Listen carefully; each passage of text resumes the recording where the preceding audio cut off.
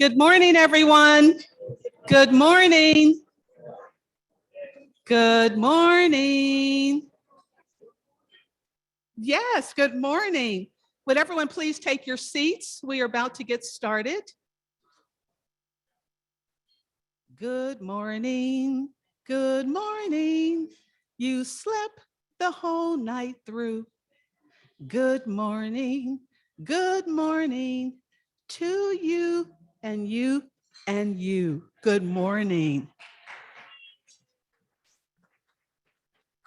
I hadn't done that in a while. So good morning, everyone. So glad to see all of you. I am Rhonda Carson Leach, Senior Program Director with the Institute. I want to welcome you here on this terrific Tuesday. And because it's terrific Tuesday, I want to read something to you. Please do these things.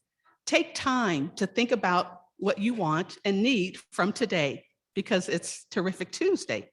Perhaps you just want to spend a little time with some family or friends because it's terrific Tuesday. Do something relaxing, fun, energetic, and sporty. You're here because it's terrific Tuesday. So whatever you want to do, make it a great day, make it with quality time. Don't just let Tuesday pass you by, even though it's terrific Tuesday. So I want you to have a great one. As I thank our sponsors and really open up the program for today, I want to say welcome to our guests who are here. We are so happy to have you to experience one of our IEE programs, and we hope that you will really consider becoming a member of ours. I'd like to thank all of our sponsors for the program today: PNC Bank, Meyer, Unkevitt & Scott, LLP, UPMC Health Plan, AT&T, Henderson Brothers, Cohen and Company, Wilkie and Associates, LLP, C-Level, Net Experts, LLC, and FedEx. Again, without our sponsors, we could not continue to put on our phenomenal programs as part of the IEE benefit. I'd like to also acknowledge our board members who are here today. We have Greg Brucius and Eric Salreisen. Good to see you. And thank you for always being supportive of us and attending so many programs when you can. Just want to remind all of you about our upcoming programs. As you know, we have monthly programs, and we're even being streamed for today's program, which is wonderful for those who could not attend. But our Disney program, I know all of you were excited about that. It has been postponed until 2022, but it will be in place again for the first of the year. But in the absence of Disney, we're bringing back a phenomenal speaker that we've had in the past, Rob Schallenberger. And he will present on September the 16th. He'll present topics around his new book. It's entitled, Do What Matters Most. The location will be here at the Westin, and it'll be held from 7:30 until 10:30 a.m., right at this very spot. Our program for October, really exciting. Mohamed Massaquoi, former NFL player, he will speak on people making the difference and creating opportunity in adversity. Really something to see, and he has a great story. So I hope all of you who are able will attend on October the 5th.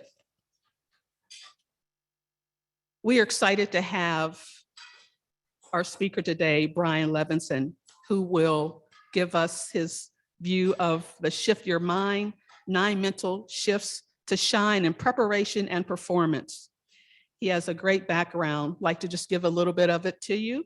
He's the founder of Strong Skills, which provides executive coaching and mental performance coaching, speaking and consulting to elite organizations, performers, and leaders.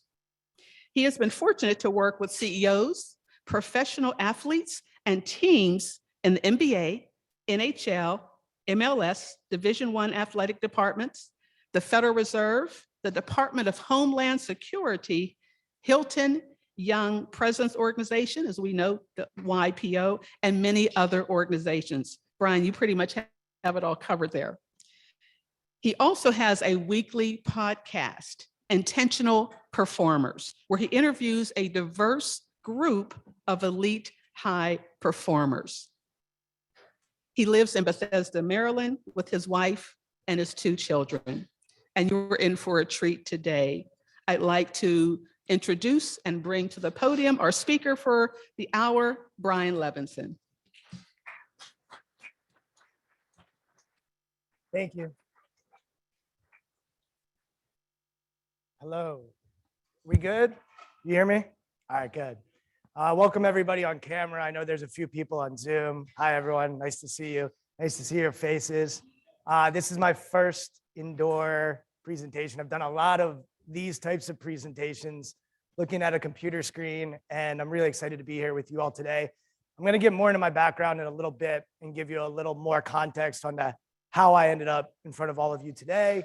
But before we do that, a little bit more about my business, my company, and then I want to find out about you. So Strong Skills, why did we name our company Strong Skills? If you're familiar with things like leadership and communication and teamwork, in the corporate setting, we often call these things soft skills. And I came from the sports world. So I spent the last decade doing sports psychology, working with teams and elite athletes in sports. And in sports, if you call something soft, you tend to get cut from the team, traded from the team. It's not a good thing. So when I started doing more and more corporate work, I kept hearing this phrase soft skills. And to me, it devalued the skills like leadership, teamwork, communication, that sort of stuff. So our company was founded on this premise that these are actually the skills that can unlock potential, that can help you be your best. And so we really wanted to change the narrative around these skills, and we're still on a mission to change how the world thinks about these really important skills. So that's what I'm passionate about. But enough about me. I wanted to start with all of you, and I'm gonna work the room a little bit. I wanna see y'all. I don't wanna stand up here. I don't wanna talk for 2 hours. You don't wanna hear me talk for 2 hours. Brian Post is gonna come up in a little bit. I've known Brian since college. He's now nervous that he's gonna come up on stage, but he doesn't wanna hear me talking for 2 hours either. But I wanted to start with all of you and see where you're at. And over the course of today, there are pens and paper in front of you. And I know that is designated for University of Pittsburgh to get feedback on today's presentation, but the back of it's empty. I'm hopeful that there are times today where you'll take some notes, and then we'll have some discussions and some conversations and some dialogue. For all the people that are in person, thanks for being here. If you are on Zoom, Brett is gonna also monitor Zoom, and we're hopefully gonna engage in some dialogue. And the first thing I wanted to do was to check in on where you are. And when I say where are you, I don't mean at the Westin in Pittsburgh. I mean, where are you mentally? Where is your state of mind as you sit here right now? Perhaps some of you have kids. Perhaps some of you are dealing with somebody in your family who's sick or not well. Perhaps some of you are really excited to be here and feeling great. Maybe some of you had a great night's sleep. Maybe some of you didn't sleep that great last night. But I want to check and see where you are. So what do I mean by that? I call this the states of mind chart. And this was created by a guy named Alexander Calais. And Alex was a professor of mine at Georgetown when I studied executive coaching. Now you all can see how short I am, by the way. But Alex was a professor of mine at Georgetown, and he created this states of mind chart with this idea of we need to be aware of where we're at. We need to be aware of where we're at. Because if we're not aware of where we're at, we can't show up for others and show up for ourselves at our best. So I want you to take a look at the chart and decide, where are you? Now, before you do that, we can hold more than one thing at the same time. So perhaps you might be excited, but also a little annoyed. That's possible. For the sake of this exercise, I'd like for you to pick one of those rows and say where you are. So maybe you're a +3, you're inspired, you're ecstatic, you're elated, you're passionate. Maybe you're a +2, you're happy, you're excited, you're energized, you're eager. Maybe you're a +1, calm, content, even keeled, satisfied. And then we dip what we call below the line. So there's that little yellow line. And this idea of being above the line and below the line is really important, because here's the deal. We all dip below the line at times. We all have things that will happen to us that will cause us to be stressed or angry or even depressed. None of us can avoid the possibility of dipping below the line. How we manage being below the line, that's what will impact our attitude. So there are bad things that happen in this world. If you don't know that by now, come and see me after and we'll talk. But you will have something bad that will happen, and it will cause you to dip below the line. So the goal is not to be above the line all the time. I'm not going to be here to talk about positivity. Mr. Rogers, I love the singing. Mr. Rogers is amazing, And I know this town cares about Mr. Rogers a lot. And I grew up watching Mr. Rogers. And I think we also need to be aware that there are going to be bad things that are going to happen. And how are we going to deal with those bad things? So when you dip below the line, then what are you going to do? And some of you that are sitting here today are below the line. Whether you admit it or not, I can't help you on that. But the reality is some that are watching on Zoom, some that are here today, you're below the line. So what I want you to do is just establish, where are you? Are you a -1? Are you fatigued, stressed, annoyed, distracted? Are you a -2? Angry, disappointed, frustrated, disengaged? Or are you a -3? Depressed, miserable, desperate, victimized? Just label where you are. Just put a little note. If you take that pen and paper, just put a +3, a +1, +2, -1, -2, -3. Just take a note of where you're at. And this isn't bad. Once again, it's normal. It's healthy for us to sometimes be below the line. I've got 2 small kids. You better believe I dip below the line sometimes with my small kids. I'm not going to get into that yet. Maybe we'll get into that later. All right. So where are you? Locating yourself. If you're a leader and you lead a team, you need to know when you enter a conference room or you enter the room to address your team where you are. Because if you are at a -1 or a -2, you need to be able to monitor that. You need to be able to regulate that. And so for me, I know there are times when I'm tired. Well, what am I going to do? Am I going to show up for you all today and be like, oh, Jeff, I got no sleep last night. I thought there was fireworks that went off at like 11:30. Someone slammed the door at 12 o'clock. I got some tacos from across the street. Not sure how those sat. Right? You don't care about that. Whatever. Well, you're good. You're good with everything. You were here early. You saw me bringing up my books. Right? So what's your experience? Where are you right now? +2. I think, right? Because we all think. The reality is we don't always check in with ourselves on where we are. We often just go. We're often just rolling. And that's fine, and you can get a lot done. But I think what's more powerful than that is if we're aware of where we're at and we learn how to manage where we are. So Alexander Calais, he's an amazing speaker. He's based up in Boston. He created this chart to try to increase our self-awareness. And you can't really develop yourself if you're not aware.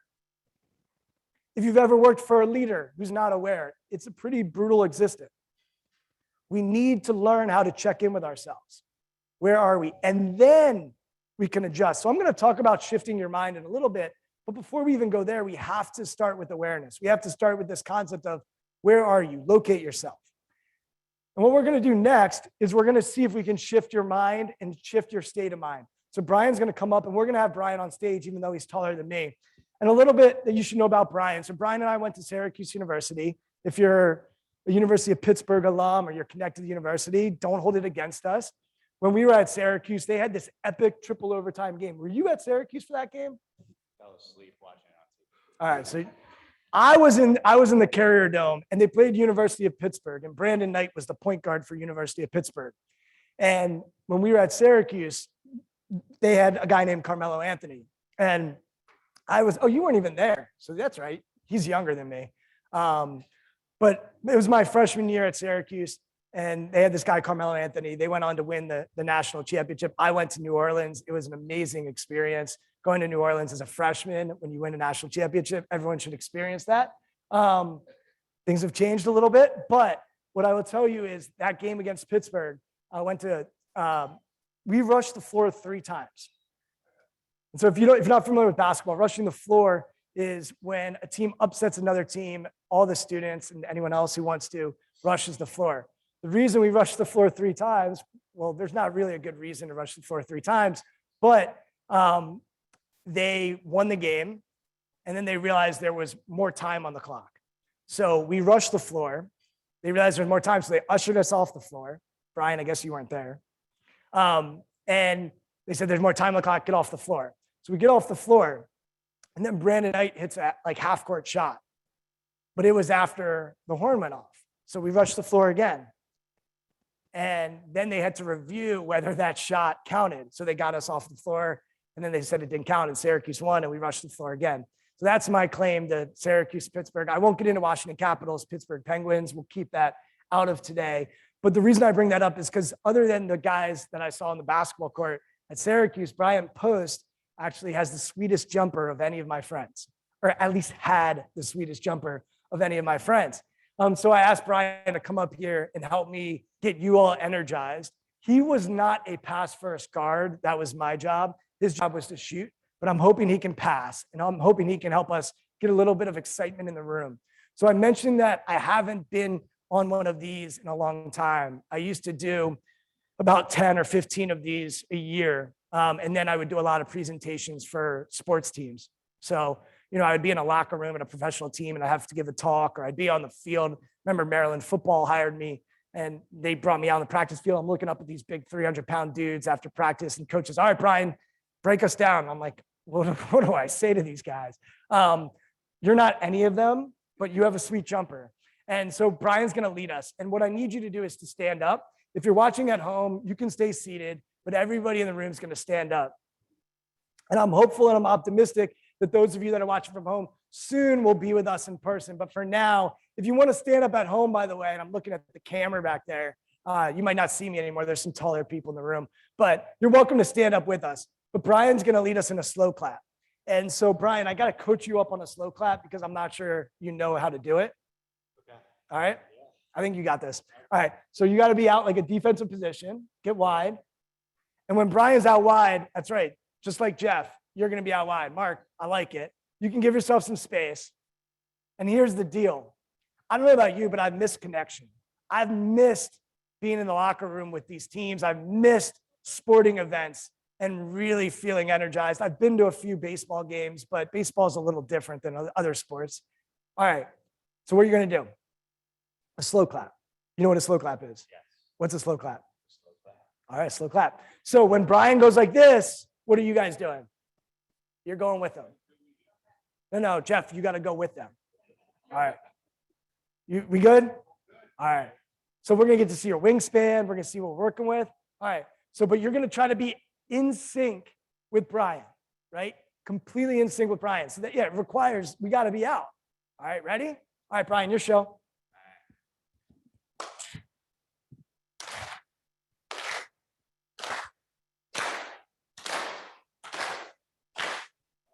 Keep going, faster. Pick it up. All right, bring it down. Keep going. Come faster, faster, faster, faster, faster. All right. Good job, bud. Thank you. Thank you all. So here's the deal. Our state of mind, maybe you're now a +2. You can sit now. Maybe you're a +2. Maybe you're a +1. But maybe you shifted in some capacity. Maybe you're the same. But energy is contagious. We have the ability to give energy. We have the ability to take away energy. And so once again, when you think about starting meetings, first of all, we got to be aware of where we are. And then we got to think about, what do we want to do? Do we want to turn it up? Do we want to turn it down? Because for some of you, being a +3, it's going to overwhelm your people. For some of you, a +3 is not what you need. If you're about to lay someone off or fire someone, you probably don't want to be a +3. Seriously. A lot of people have been losing jobs over the last year and a half. It's been a complicated time. We probably don't want to be a +3. So the biggest thing that I think we want to remember is that we have the capacity to set the temperature in the room. We have the capacity to be thermostats. A lot of us act as if we're thermometers. You think about the difference between a thermostat and a thermometer. A thermostat, you get to set the temperature. Maybe it's not 72, maybe it's 67 for you, but whatever that temperature is, you know what the temperature is that you like. Perhaps your spouse likes something different. We've all dealt with that, or at least I have, okay? So a thermostat versus a thermometer, a thermostat says, all right, what do I want to be state of mind wise? For this action, I want to actually be a -1. I actually want to be below the line. There are times, once again, I'm going to use parenting. There are times where my kids need to know that I'm upset, that I'm frustrated. My daughter hits my son all the time. It's not okay. I need to be frustrated at times. She needs to know that. But it has to be intentional. And you intentionally will set the temperature to what you want it to be. A thermometer is just going to go up and down based on their environment. The weather is just going to go up and down based on the weather. How can we be more of thermostats than thermometers? Now, here's the deal. If you're a leader of an organization, you can also impact the temperature of your culture. And you can decide what you want that temperature to be. And you've all probably been around businesses where you can feel the energy or feel the culture. Look, I'm in Pittsburgh, the Pittsburgh Steelers, the Pittsburgh Penguins, different culture than the Pittsburgh Pirates. Some of you smile. All right? So what is that all about? It's about setting that thermostat. And for each of you, as you leave here today, I want you to think about A, what's my state of mind? And B, if I'm a leader, and to me, leadership is just about having influence and your ability to influence others, thinking about where do they need to be? And by the way, sometimes we're wrong in assuming that they need to be a +3 or +2. So we got to check with people. We got to engage with people. Hey, where are you? The biggest gift a leader can give somebody is their presence and their care. And you have to know, where are people? So we start with self-awareness, then we go into, all right, how are we setting the temperature? How are we engaging with our people? And I often talk about working from the inside out. So I'm going to grab my Yeti. And what I often talk about with the Yeti is this idea. I'm a tea drinker, not a coffee drinker. Don't hold it against me. But I talk about working from the inside out. So as human beings, we want to work from the inside to the outside. We all have an environment that we have to deal with. Can we work from the inside out? That's our own individual responsibility. But we all also know that there's an environment that then impacts us from the outside to the inside. So if you're a leader and you're someone of influence, you need to think about, how's that container from the outside impacting people to the inside. If you don't know that by now, you probably had a social science experiment the last year and a half looking at how the environment impacts you. Welcome. There it is. It's right there in front of you. COVID has been a massive experiment to see how the outside can impact us inside. Pro-vaccine, anti-vaccine, pro-mask, anti-mask, whatever your pleasure, we all are seeing how our external world can impact us internally. So we need to be aware of both. We need to be aware of both. And how am I intentionally showing up? And then how am I impacting the people around me and impacting that container?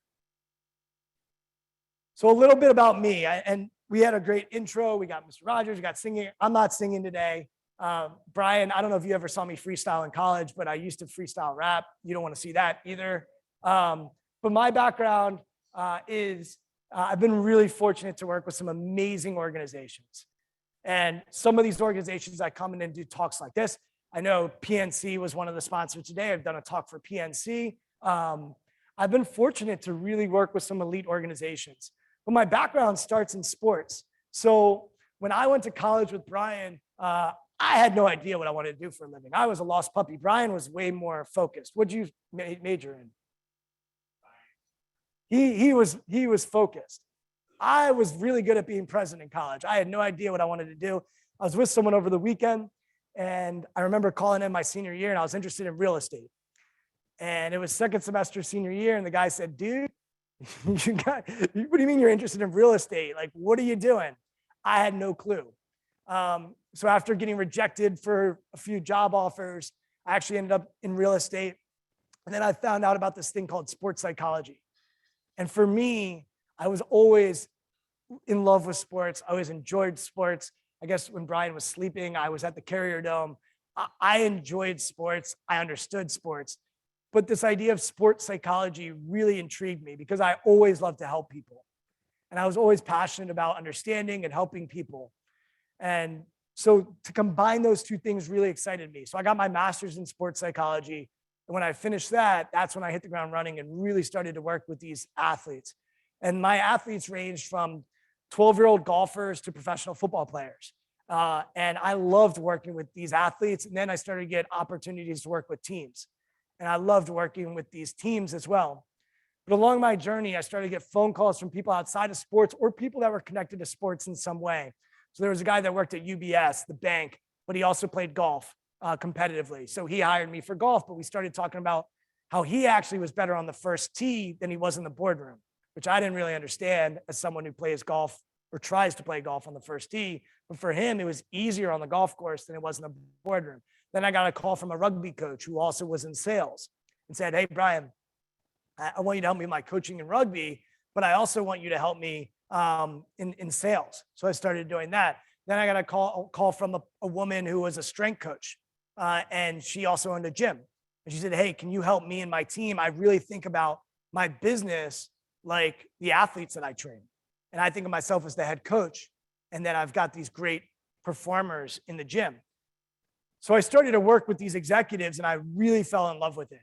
And what I started to realize and recognize was that I really didn't care as much about what someone did for a living, whether it was real estate or sales or insurance. It didn't matter what the thing was that they did, just like I never really cared about the sport. I've worked with synchronized ice skating. I've worked with wrestling. I've worked with rugby. I've worked with hockey, basketball, golf. It never really mattered to me, the sport. And the same thing in business. I didn't really care what industry someone was in. What I cared about was, are they open-minded? Are they curious? Are they driven? Are they ambitious? And are they competitive? If they are those things, I love working with them. So today, my business actually leans more toward the corporate world. I still work with athletes, and I still work with sports teams, but most of my day is coaching executives. So I have a program, which I'll talk about in a little bit, where I coach executives one-on-one, and then I do a lot of presentations and workshops like this as well. All right, so a couple things to know about me. I've never dunked on a 10-foot hoop. Brian can attest to that. Brian, did you ever dunk? High school? Maybe, you're questionable. You had a good jump shot though. So I never dunked on a 10-foot hoop, but I've worked with NBA players. I've never hit a 100-mile-an-hour fastball, but I've worked with baseball players. And I've never caught a touchdown or thrown a touchdown in the NFL, but I've worked with NFL players. So I've never done those things, yet those people hire me to help them. So what's that about? At the end of the day, what I'm most passionate about are these strong skills, which I mentioned earlier. And I'm really, really passionate about helping people learn these skills and then helping them figure out what the best version of them looks like to apply these skills. So at Strong Skills, these are the 12 competencies that we teach. We start with this foundation where we really believe that emotional intelligence, integrity, bias, and belonging, and what we call the framework, which is your mission, your vision, your philosophy. There's also values underneath that. That's foundational to the human experience and human performance. Then we go up a ring to this idea of internal greatness. As we started off talking about today, we really need to be aware internally about what we bring to a company. And so what does that involve? It involves focused habits. What does your best self look like? What we call well-being, decision-making, shift your mind, which is what we're going to talk about today, and then resilience. And then you have this third ring, which is what I call external greatness. And that involves communication, teamwork, and leadership. And a lot of times we talk about leadership and teamwork and we just throw it on people. But the reality is if you haven't done the internal work or the foundational work, that external work is going to be surface. And so the ability to really go down to that foundation and the internal greatness can allow you then to get to talking about communication, teamwork, and leadership. Now, I weave all of this into everything I do. So it's not siloed necessarily. Some of the stuff we'll talk about today will involve leadership. Some will involve communication. But we are going to focus in on this concept of shift your mind. So I've been talking now for a while. I don't know how long. Let's see. Yeah, like 20 minutes or so, 30 minutes or so. And some of you might be agenda people. And I've learned that I'm not an agenda person. But I've done enough of these talks and gotten feedback that some people really want to know where we're going. So this is for those people today that love to be organized with their agenda. I'm going to share with you what we're going to talk about. So one of the first things we're going to cover is around mindset and mental toughness. We're going to really drill down on what those terms mean and what they are because we use them all the time, but we don't necessarily have working definitions. Then we're going to learn more about what we call the performance mind, as I realize my shadow is in the way. So we're going to learn more about what are the great performance minds. So we're going to have a video of Kobe Bryant and Beyonce, and they're going to share how they set their mind and how they think about performance.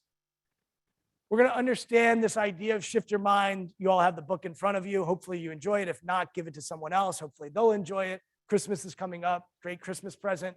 But I poured my heart and soul into the book. Hopefully by now you realize I have some passion in me. So we'll talk about what's in the book and we'll give you a glimpse of that. And then hopefully you'll enjoy reading it. And then we're going to practice. So we're actually going to do an exercise where you're going to get to step into the performance mind and get to play with it. So as I said, I'm not going to be up here talking all day. We're going to interact. Hopefully we'll have some conversations and some discussions. This is a small enough room that the people in the back, hopefully I'll be able to hear you. If you have a question or a comment, feel free to jump in. People on video, I know Brett's going to monitor the chat. I am not. So hopefully you can chime in with something in the chat, and Brett, he's giving me the thumbs up. He'll chime in as well. So that's the agenda. And we're going to start going to work now. So what I'd love for you to do is on that sheet of paper in front of you, I want you to define and list qualities of a novice and an expert. And so start with a novice. What are the qualities that come to mind of the novice? What are the qualities that come to mind of the novice? And I'm going to give you a little bit of time. This is where if I was on Zoom, I'd usually play music for you all. I'm not going to sing, but this is a time for you to reflect. What are the qualities of a novice? And what are the qualities of an expert?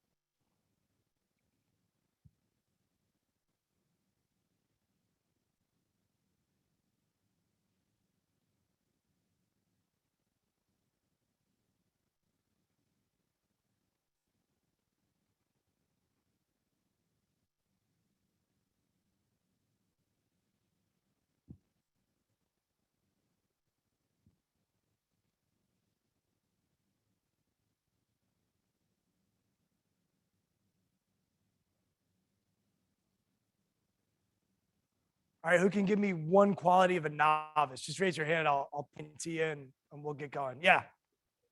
What is it? Yeah, inexperienced, unexperienced. Give me another quality. Back there. Eagerness. Love it. It's a sponge. Really good. Open-minded. Awesome. What? I'm sorry. Naive. By the way, I'm deaf in my left ear. My hearing sucks. So don't be offended if I can't hear what you're saying. The no mask thing is very helpful for me. I'm hoping for more no mask down the road, but the mask thing is hard. Yeah, Brian. Brash. There's something over here. Not set in ways, right? So we've got some words that you might think are positive, some that might be negative, but it's interesting. I was talking to a coach. So I have a podcast that they mentioned earlier, and I don't know if anyone follows soccer. Anyone fans of soccer here? Yeah. What's your name? Bevan. So Bevan, USA Soccer. You follow them? Greg Berhalter. You know the head coach? Oh, you're not American. Oh yeah, you got accents. You're like, US soccer is not real soccer. All right. Well, we're coming. I don't know if you know, but Christian Pulisic, who's from not far from here, best US soccer player in the world. Anyway, you know about, there it is. There you go. Because he plays overseas. All right. But USA soccer is on the ups. Just you can tell your friends you'll be cool. They're making their way up. I had on their head coach of the USA soccer program, Greg Berhalter. They are young, right? And so they are this inexperienced young team, but a lot of their players are 18 to 24, and they're playing overseas in some of the best leagues in the world. Is that correct? Yeah, you can back me up. All right, cool. So they are novices. And it's really interesting because I've worked with a lot of sports teams, and you might hear a college coach say, yeah, we're young. We're young. Now in the sports world, when they say we're young, that often is like, hey, give me like 4 years here. Give me 3 years. Let me finish my contract, or don't fire me. It often comes out as an excuse. So we often say young or novice, and we think of an excuse. But look at all the great words: open-minded, eager, even brash can be good sometimes. So a novice isn't necessarily bad. Let's go to the expert side. What else do we have on the expert side? Who can give me examples of an expert, a quality of an expert?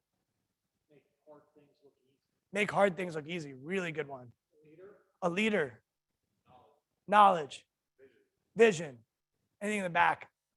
Yeah. There you go. Little Malcolm Gladwell. Mihai Csikszentmihalyi is actually the guy who researched it. We can get into that another time. But yes, they've put in the work, right? So we all know we have these ideas of what qualities are of a novice and an expert. And here's what I would challenge you is the novice is open to learning, and the expert is open to sharing. And today, there are going to be times where I'm going to want your expertise. I just called for your expertise on a novice and an expert. It required you to bring in some of your expertise to say this is what a novice is and this is what an expert is. So there are going to be times today where I'm going to ask you to be an expert. All of you have the capacity to be both a novice and an expert. But a lot of times as adults, we are told to let the novice go and just focus on our expertise. And the mistake we make when we get into that is at times we lose the opportunity to stay open to learning. So one of the things I'm so obsessed with is curiosity. The research around curiosity is profound. You can't really learn without curiosity. And yet I was just talking to a friend of mine who teaches 12th grade English. And he has a podcast that's called 1% Better. And he's interviewed some of the great performers in the world, some of the great thought leaders, leaders in business. And I said to his name's Joe. I said, Joe, like, how do you teach what you are so passionate about, which is asking great questions? He calls it damn good conversations. He loves to have damn good conversations. That's his phrase. And under damn good conversations is asking great questions. He's super curious. I said, hey, Joe, how do you bring that into the classroom when you're teaching 12th grade English? And Joe looks at me, he's like, I don't do that. Like, what do you mean, Joe? You've recorded over 200 podcast episodes. You're obsessed with asking great questions. He's obsessed with what he calls high velocity questions. How do you ask great questions? He's one of the most curious dudes I know. And he doesn't bring the curiosity into the classroom. So what's that about? A lot of times we get into our expertise and we lose our ability to stay novel and to stay curious. And so Joe and I now are going back and forth about creating a curriculum for his class around curiosity. But a lot of times expertise can blind us from the ability to stay open to learning. But if you study the great performers, you'll often see that, yes, they are experts at what they do, and they figure out how to be a novice as well. My challenge for the next hour or so is to really tap into novice, really tap into the curiosity, the open-mindedness. It doesn't mean that the 10,000 hours and the work and the knowledge and the wisdom that you have is not important. We're going to leverage that as well at times. But most of the time today, if you can tap into that novice mind, I would bet that you're going to learn more than if you stay in your expert mind. And trust me, I've sat where you're sitting. I can be contrarian as all hell, and I can disagree with people nonstop. I don't think that's going to help you today. If you tap into that mind, it's going to take you away from opening yourself up to possibility and learning and growing.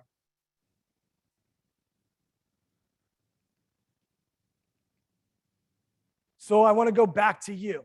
If we're going to say, all right, you're going to tap into that novice mind today. Number one, what do you want to get out of today? And I want you to go ahead and answer that question. You now have an idea of what I'm about, what we're going to talk about. I've given you the agenda. What is it that you want to get out of today? And just take a minute and answer that question.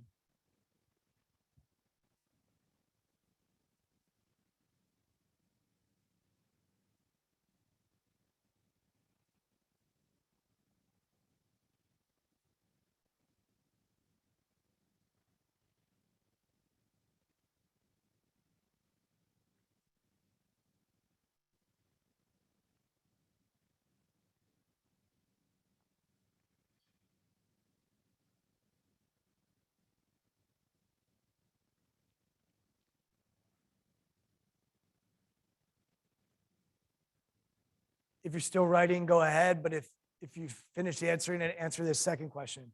What does success look like for you today? So the first question is, what do you want to get out of today? The next question is, by the end of our talk, what would be successful for you? What would success look like for our time today?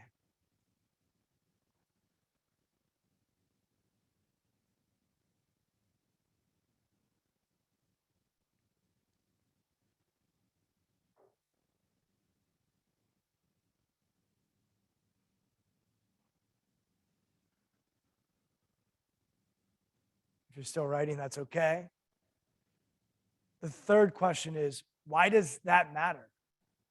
So why is this meaningful of what you want to get out of today or what success looks like? Why does that even matter to you? Why is this meaningful?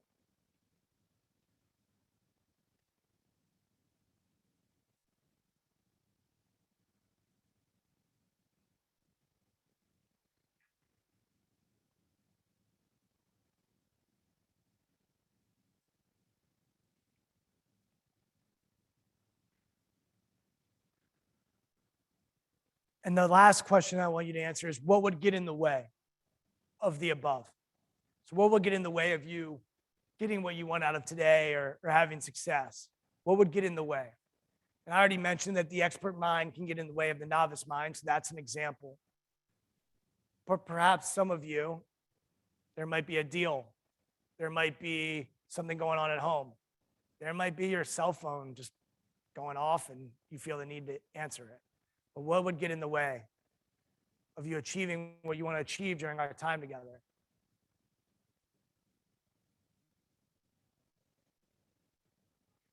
And we're going to circle back to your answers at the end. And I'd love to hear from you, even if it's after our talk and you share, hey, Brian, this is what I got out of today.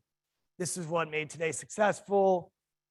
The third question is really important because we don't often spend time answering why. So I mentioned that I think curiosity is basically a superpower. I'm going to show you Kobe Bryant in a little bit. His favorite book as a kid was Curious George. He loved this idea of curiosity. And I think a lot of us don't spend enough time saying, well, why does this even matter? If you have a kid, I said a 4-year-old and a 5-year-old, all they do is ask me why, what, like a million questions. A couple of weeks ago, we were driving up to the mountains and my son goes, Dad, what's the longest road in the country? Anybody know the answer to that? 66, that was our guess. 90? No, 40. No. See, like we think we're experts. We have no idea what we're talking about, right? It's 20. It's 20. At least that's what Google says. So it must be right. Verified. So like the reality is, the reason why I tell that story is because we often think that we're experts and we're often wrong. And so it's really important to keep that curiosity for a little bit longer. And for you, if you're leading people, always understanding why they should care about what they want to get out of today and what success looks like. We often forget about the meaning behind our questions. So let's really tap into meaning when we're working with people. These 4 questions, I basically ask every single one of my clients before we meet one-on-one. So it's a different version of this. But I always ask them before I start working with them, what do you want to work on today? What would success look like for our meeting? Why is this meaningful to you? And then what would get in the way of us having a successful meeting? And if you run meetings, I'm telling you, to have some sort of every meeting questions is highly valuable. It may not be those questions, but come up with your own every meeting questions. Because we've all been in meetings that linger and last, and we have death by meetings, and they're unintentional. And you walk out of that and you said, that could have been an email or text. Why did you waste my time? So I said earlier, for the agenda folks, that I'm not wired that way. And what I've learned is that I'm really good at playing and figuring things out and making stuff happen. But if you have basic fundamentals like the agenda or like these every meeting questions, it primes people. And a lot of people struggle in the room, but if you give them some questions ahead of time, then they have their answers. And so if you think about meetings and great meetings, we want to be able to set the table. And the other thing I just did was really allow you to answer those questions for yourself. And Chris's answers might be different than, what's your name? I caught her eating. Sorry. No, it's my bad. So might be different than Adriana's answers, might be different than Jeff's, might be different than Mark's, and that's all good. But I want to make sure you get what you want out of today. And if you don't, afterwards, come up, ask me a question. I'll try to get you what you want out of today. And if I don't, I'm sorry. I do the best I can. Sometimes we don't. But we really want to tap into that novice version of ourselves. So I want you to read that in your head. How many of you read that as opportunity is nowhere? Just raise your hand. Hi. There we go. About half the room. How many of you read that as opportunity is now here? Also about half the room, right? So here's the reality. Those of you that read it as nowhere, you're not a pessimist. You're not a bad person. You don't see the world half empty. But the reality is we can read the same thing and see it completely differently. That's the human experience. So what do we do with that? At the end of the day, we need to be aware of, all right, how am I reading something? And our interpretation, our perspective determines our attitude.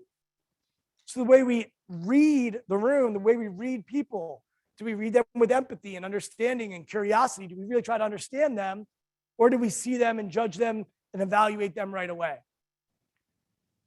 We all are meaning-making machines. We are judgmental. We are. We judge this person, that person, that person. It's not bad. If you read that as opportunity is nowhere, that doesn't mean you're a negative person. But your ability to read it that way, be like, huh, okay, I read it that way. How do I shift from nowhere to now here? How do I adjust? We all have negative thoughts. We all have bad thoughts. We all have crazy thoughts. Anyone that says that you don't is a liar. Anyone that says that they're positive all the time is a liar. I work with people for a living. Trust me, they're not telling the truth. But how we show up is based on how we interpret and how we perceive opportunity is nowhere and opportunity is now here. So if you are aware, oh, I'm in opportunity is nowhere mode right now, I'm below the line, what am I going to do to adjust? What am I going to do to get out of that and get it in now here mode? We've all been there before. Problem, problem, problem, problem, problem. No solutions. Opportunity is now here is now, all right, what are the possibilities here? What are the solutions? Let's go figure it out. But we've all been in opportunity is nowhere mode. We've all been there. So the question is, when you're in that mode, how do you make that last shorter and get back above the line, back to now here mode? All right, so I'd like everyone to stand up again. I know this is taxing and tiring, and you probably thought you were going to get to sit here and just chill and eat your bacon and eggs and drink your coffee and water. But here's what I want you to do, and I hope nobody still has a BlackBerry, but if you do, that's cool. No judgment. I want you to take your cell phone out. It's one of the only times I'm going to have you take it out. I might have you take it out at the end as well. Some of you I see taking pictures too. Totally cool. Do whatever you want to do.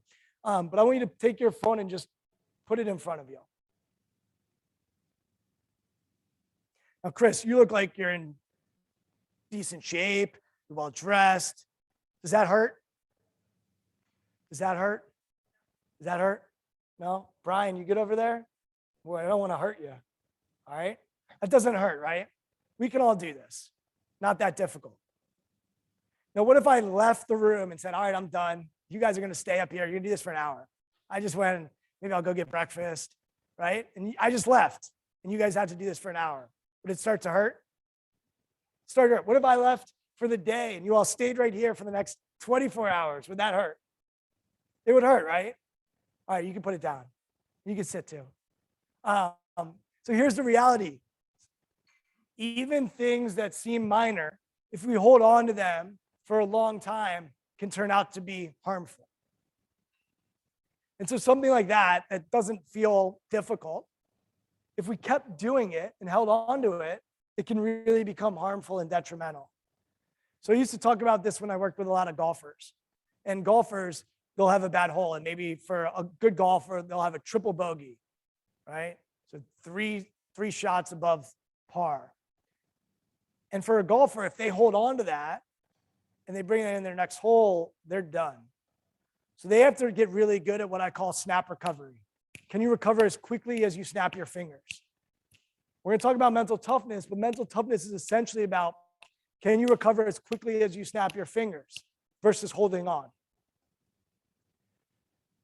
And I know I, at times, have held on to things for too long. When we hold on to things for too long, it keeps us from coming back to where our feet are, back to that present moment, and being able to search for a solution. And I use that phrase a lot, being where your feet are, because right now, regardless of what's going on in my personal life or at home or even professionally, right now, I need to be here with all of you. If I'm not here with all of you, you'll feel it. That's why my phone, even though I showed it to you, it's off.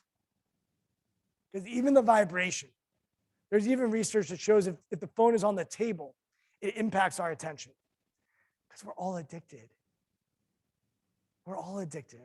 It's not a millennial problem. We're all addicted. Go out to dinner and watch people. They're on their phones. We're all addicted to these things. So we need to let go of the phone, and we need to let go of things that seem like they're minor, and recover and snap recover.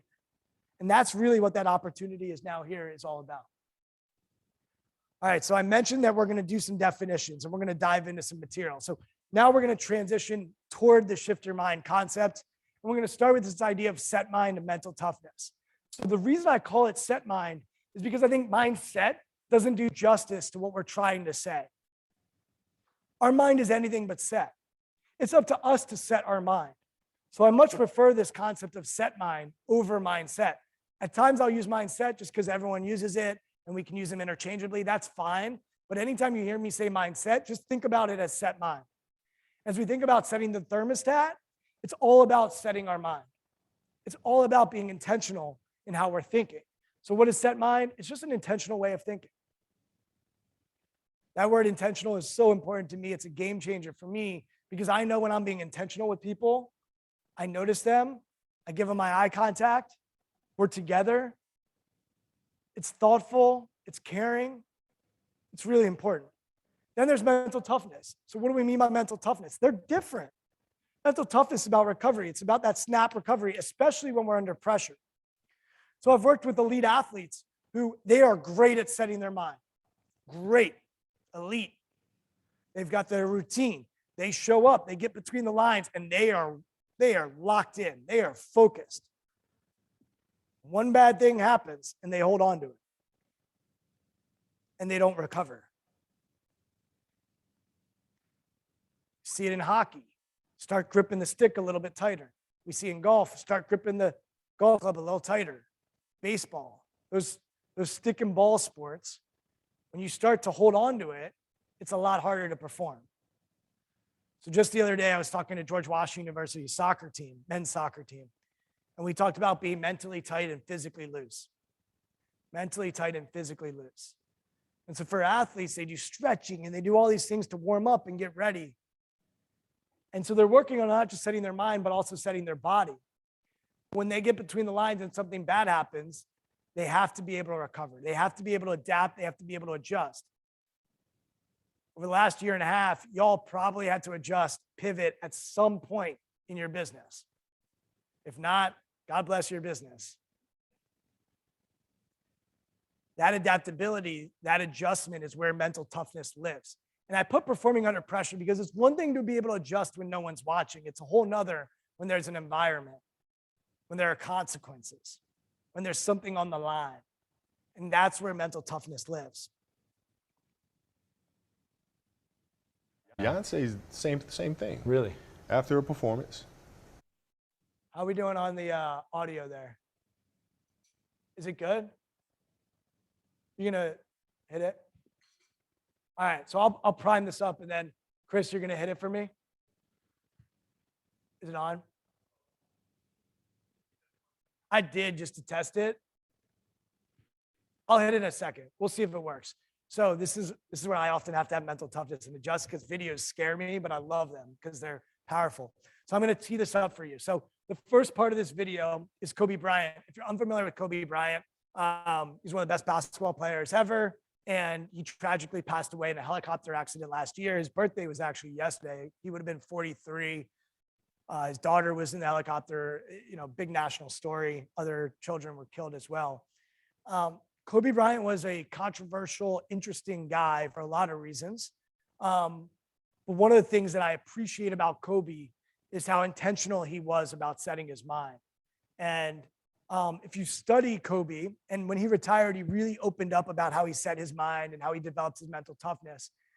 He was a novice in a lot of ways. He was constantly learning, constantly growing. But when he got between the lines, he literally gave himself a nickname. He called himself the Black Mamba. He gave himself that nickname, okay? So when he was between the lines, he knew that he had to let go of that novice, curious mind and get into execution mode. In this clip, Kobe is going to be talking about Beyonce and how he watches Beyonce and how she studies and how he looks up to Beyonce and how she sets her mind. If you don't know who Beyonce is, use Google and they'll tell you who Beyonce is, okay? So, Jeff, you know who Beyonce is. Yeah, you're good. All right. I wasn't looking at you, I promise. So Kobe's going to talk about Beyonce. The second clip is going to be audio. and it's going to be with a guy named Laurent Prophet. So I was born and raised in Maryland, and Laurent Prophet played for the University of Maryland basketball, and then he played in the NBA for 6 or 7 years. He actually played alongside Kobe Bryant and Michael Jordan. And I had Laurent on my podcast and asked him about Kobe. And so he's going to tell a story about Kobe Bryant. So you're going to get Laurent talking about Kobe. The third clip is going to be Beyonce, and it's going to be Beyonce's team talking about Beyonce and how she sets her mind. And so you're just going to go through all three of these videos and audios.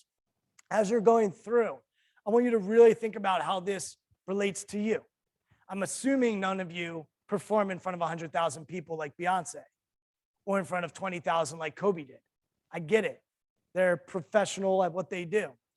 But you can think like a pro without being a pro. You can take their mind without having their gifts, so to speak. Think about how it applies to what you do every day. And we're going to come back and we're going to discuss it. So, Chris, we're going to see if it works. Ready? Beyonce's same Turn it thing. up. Really? After a performance, she's immediately on her laptop rewatching the performance. No way. Yes, seeing how to do things better.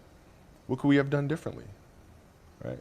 I mean, it's an obsessiveness that comes along with it. You want things to be as perfect as they can be, understanding that nothing is ever perfect.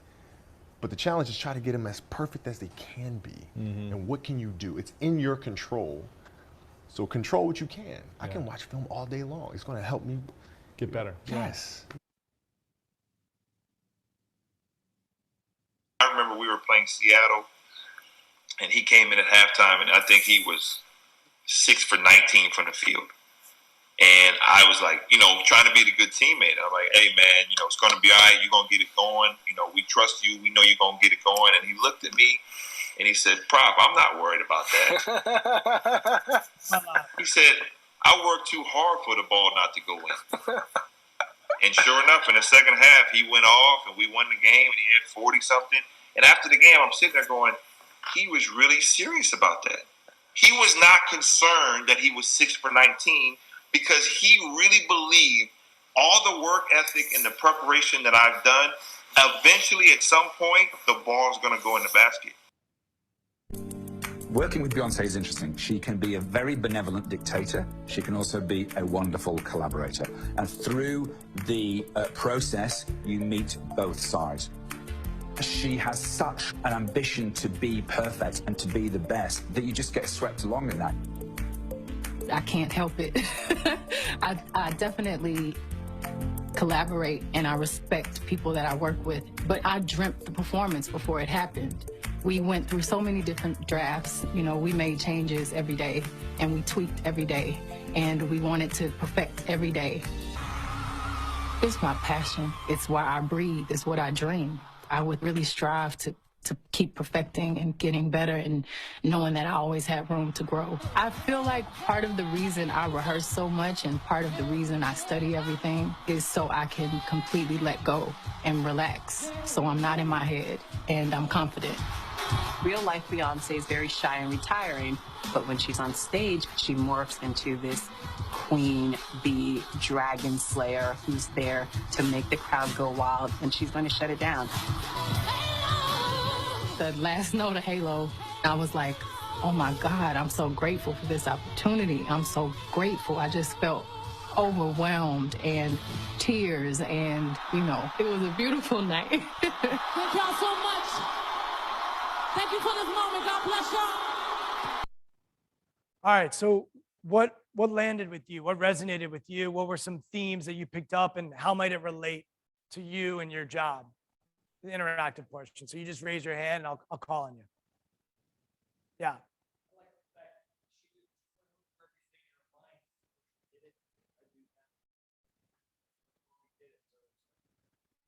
Yeah, so visualization is big. Actually, last night when I got in here, I went down here and scoped out the room to try to get a sense of what this is going to look like. And then I played in my head, all right, what's the room going to look like? How might it impact me when I'm performing? So visualization, dream the performance.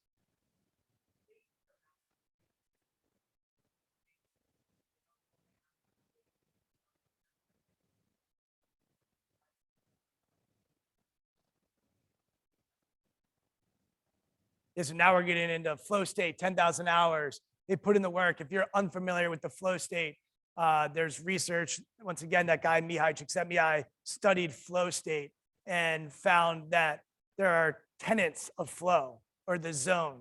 And that when we're present, when we're being challenged, things tend to slow down when we're in that space. And athletes or performers are trying to get in that space, but a lot of them don't have to try. They put the work in and then it leads to it. So she talked about putting the work ethic in. That's why I put in all those hours. And then I let go and let what happens happen. What else? What are some other things that resonated? Yeah, over here.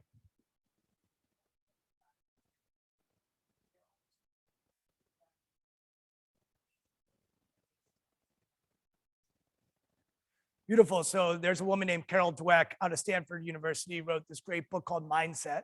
If you want to read a book, it's just a great starting point. And she studied something called a growth mindset and a fixed mindset.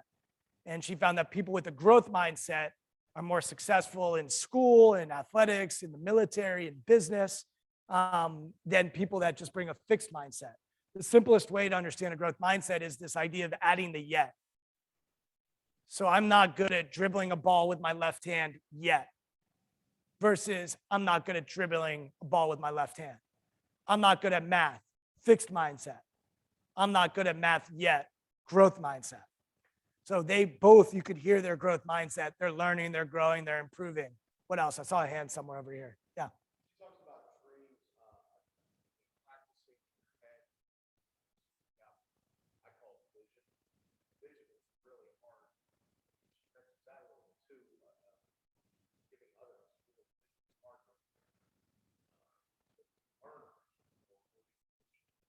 Yeah. So it's actually one of the things I work with clients on. So yesterday I was working with a private wealth manager and he said he's so busy, we call it working in the business. So you can work in the business or work on the business. And because he's building his business for years, he's just focused on his clients, getting new business, getting new business, getting new business. And he's at a point now where his business is actually good. And the way his business is going to grow is not by him going out and finding new business. It's about him being strategic and being a visionary and thinking about who else does he need to bring on his team and how can he grow. So one of the biggest challenges a lot of my clients run into is that they got to where they got because they're so good at executing and so good at working in the business. But now they have to shift and focus on their vision and where they want to be. One way that you might want to teach others is by literally asking them, you can do an exercise like, what's today? What is today? I don't even know. It's August 24th. My brother's birthday was yesterday. I should probably know that. August 24th. Okay, I called him. Don't worry, we're good. So you can do an exercise like it's August 24th, 2026, and it's been a great year. 5 years from now, and have them repeat back what just happened this year. Because we don't need to be in the present all the time. We need to be in the present when we're executing. But if you're leading a business, you need to be thinking about 5 years down the road. You need to have a vision. And then the ability to articulate that to your people is essential. But even more importantly, what if it was collaborative? Because they may see something that you're blind to. And so the ability to bring that vision as a team and as an org together can be really, really profound. The other thing to remember about Kobe and Beyonce mentions her team. I collaborate, I respect. And at the end of the day, the buck stops with me because I've dreamt the performance. I'm seeing things that they might not see. One of Kobe's limitations early in his career is he really struggled with leadership. He was open about it later in his career. His way of leading was my way or the highway. And if he didn't think you worked hard, get off the bus, or he'd make you get off the bus. And that's one of the reasons him and Shaquille O'Neal had to get a divorce. They had to break up. And he admits he grew as a leader as he got into his 30s and learned that his job was actually to stay curious with people and not just go my way or the highway. Because not everybody had his perfectionism, but they still might have been really valuable to the team. So we all have role players. We all have people that can help us. I was watching the Val Kilmer documentary. Did anybody watch that? It's on Apple. It was fascinating. Highly recommend it. Interesting guy. Really interesting guy. super talented. I didn't realize how talented he was. And the documentary has different levels of depth. I'm a depth guy. I'm the annoying guy at a wedding where I'll go off in a corner. I'll either be on the dance floor or I'll be off in the corner finding someone's life story. It's one of the two. And I can live at both. But Val had a line where he said, I'm going to probably butcher it because I just watched it Sunday night, but he said something along the lines of, every actor has a role. And you have to, you know what? I'll look it up after. I'll give it to you after. But it was something along the lines of like, every actor has a role and you have to be in that role or else you're not an actor. So he wanted the lead every time, but he recognized that a big part of acting is to be a role. In sports, we always say be a star in your role. So different people have different roles. And I think Kobe, one of his limitations early in his career is that he didn't appreciate the different roles that other people brought to the team. And they may not have had his insane drive, but they still were valuable to the team. And so there's a lot of different ways to go about it. So I watched that, and this is what I heard from Beyonce. I heard these shifts. And it wasn't just Beyonce. I'd be watching documentaries with Val Kilmer. I'd be studying Elon Musk, or I'd be studying, other musicians and actors and performers and business people and athletes. And I kept hearing these shifts where they were conscious or subconscious, whether they were intentional or unintentional. These shifts kept popping up in my face and in my ears and in my eyes. And from what I heard from Beyonce, I was like, wow, she's really humble in preparation, but then she's confident in her performance. She is visualizing and dreaming the performance, and then she's present. She is where her feet are on stage. She's perfectionistic in preparation, but then she's going to be adaptable. And I read a book at that same time from Tom Coughlin, who is the head coach of the New York Giants. He actually went to Syracuse and coached there as well, and coached the Jacksonville Jaguars, legendary Hall of Fame coach. And his book was called Earn the Right to Win. And in that book, he talked about being humble enough to prepare and confident enough to perform. So I'm reading that, and then I'm working with all these athletes, and I'm finding that a lot of them are bringing their preparation mind. So they're bringing perfectionism, thinking about the future, or their humility into a performance, and that's actually what's getting in the way for them. So we started this conversation about what gets in the way. I would ask them, hey, what's getting in the way from you hitting that putt or making that shot? And it would often be that they're bringing their preparation mind into their performance. If I sat up here and I was humble, and you know what, I'm not even going to talk to y'all. I'm going to think about later today. I got a 3.5-hour drive home. Wonder how the traffic's going to be. Right? If I stayed in that mode, this wouldn't be an enjoyable 2 hours. There comes a time where we have to step into confidence, we have to step into being present, and we have to adapt. So if that video didn't work, I was going to have to adjust, adapt. That's part of what a performance is. And we'll get into definitions around performance and preparation in a minute. But it's really, this is what started to crystallize for me. And I read Coughlin's book about 6 or 7 years ago. Then I would hear Beyonce and I'd hear people like Kobe. And I just became obsessed with this concept of your preparation mind is different than your performance mind. And in my world, people would just say, be confident, be humble. But they wouldn't talk about when. And they never talked about when. And as I started to study this stuff, I started to realize greatness is much more about when than it is what. And what I mean by that is it's about when you need to be humble and when you need to be confident. When you need to listen, when you need to talk, when you need to be a novice, when you need to be an expert. We don't talk about when. And psychology, by the way, that's my background.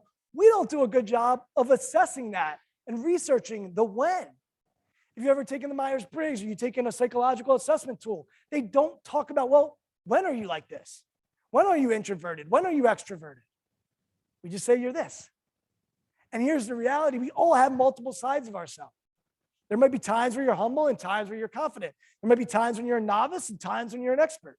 There might be times when you're humble, times where you're confident, visualizing and present, et cetera, et cetera.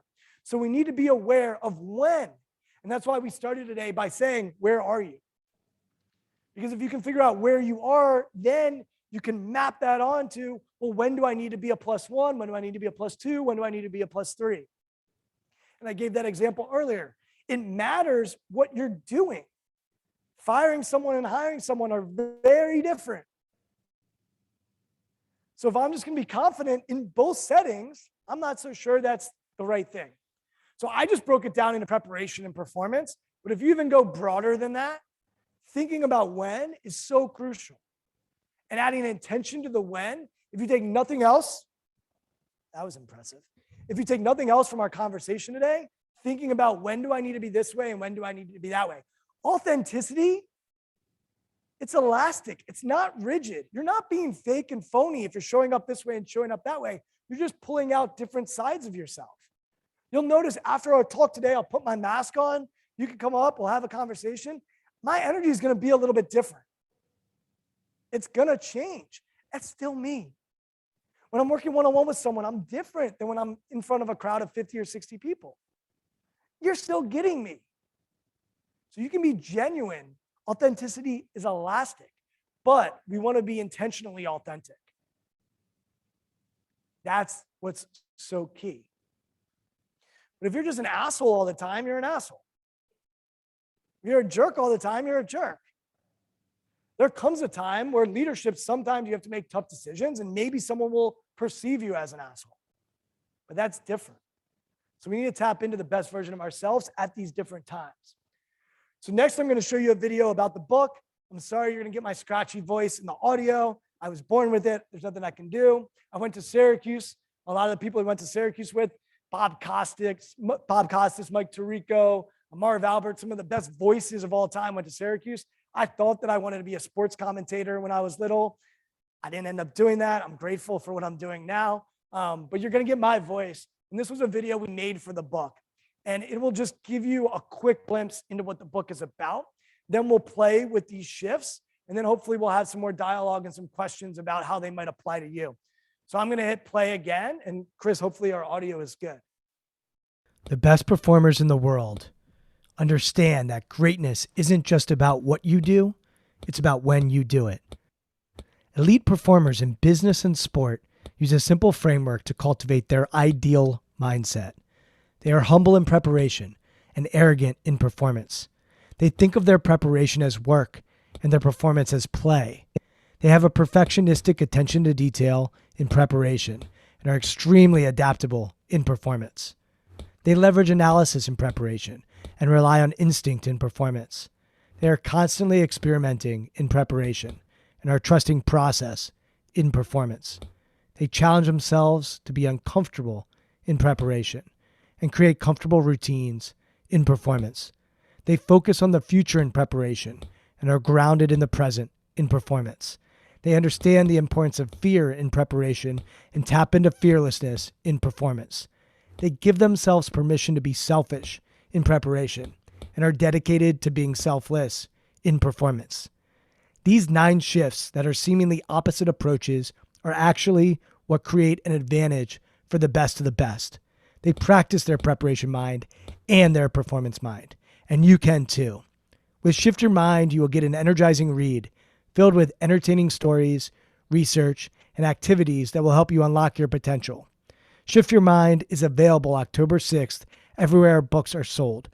I can't wait to see what you'll achieve when you learn to shift your mind in preparation and performance. Let's get started. All right, so that's essentially what the book is about. And a little bit more about the book. So I started writing it about 5.5 years ago. It came out last October. So I spent about 4.5 years writing it. I also hired a coach. I'm a coach. I believe in coaching. I've hired an executive coach. I've hired a strength coach. I've hired a dietitian. I just believe that sometimes we need people to help us get from where we are to where we want to go.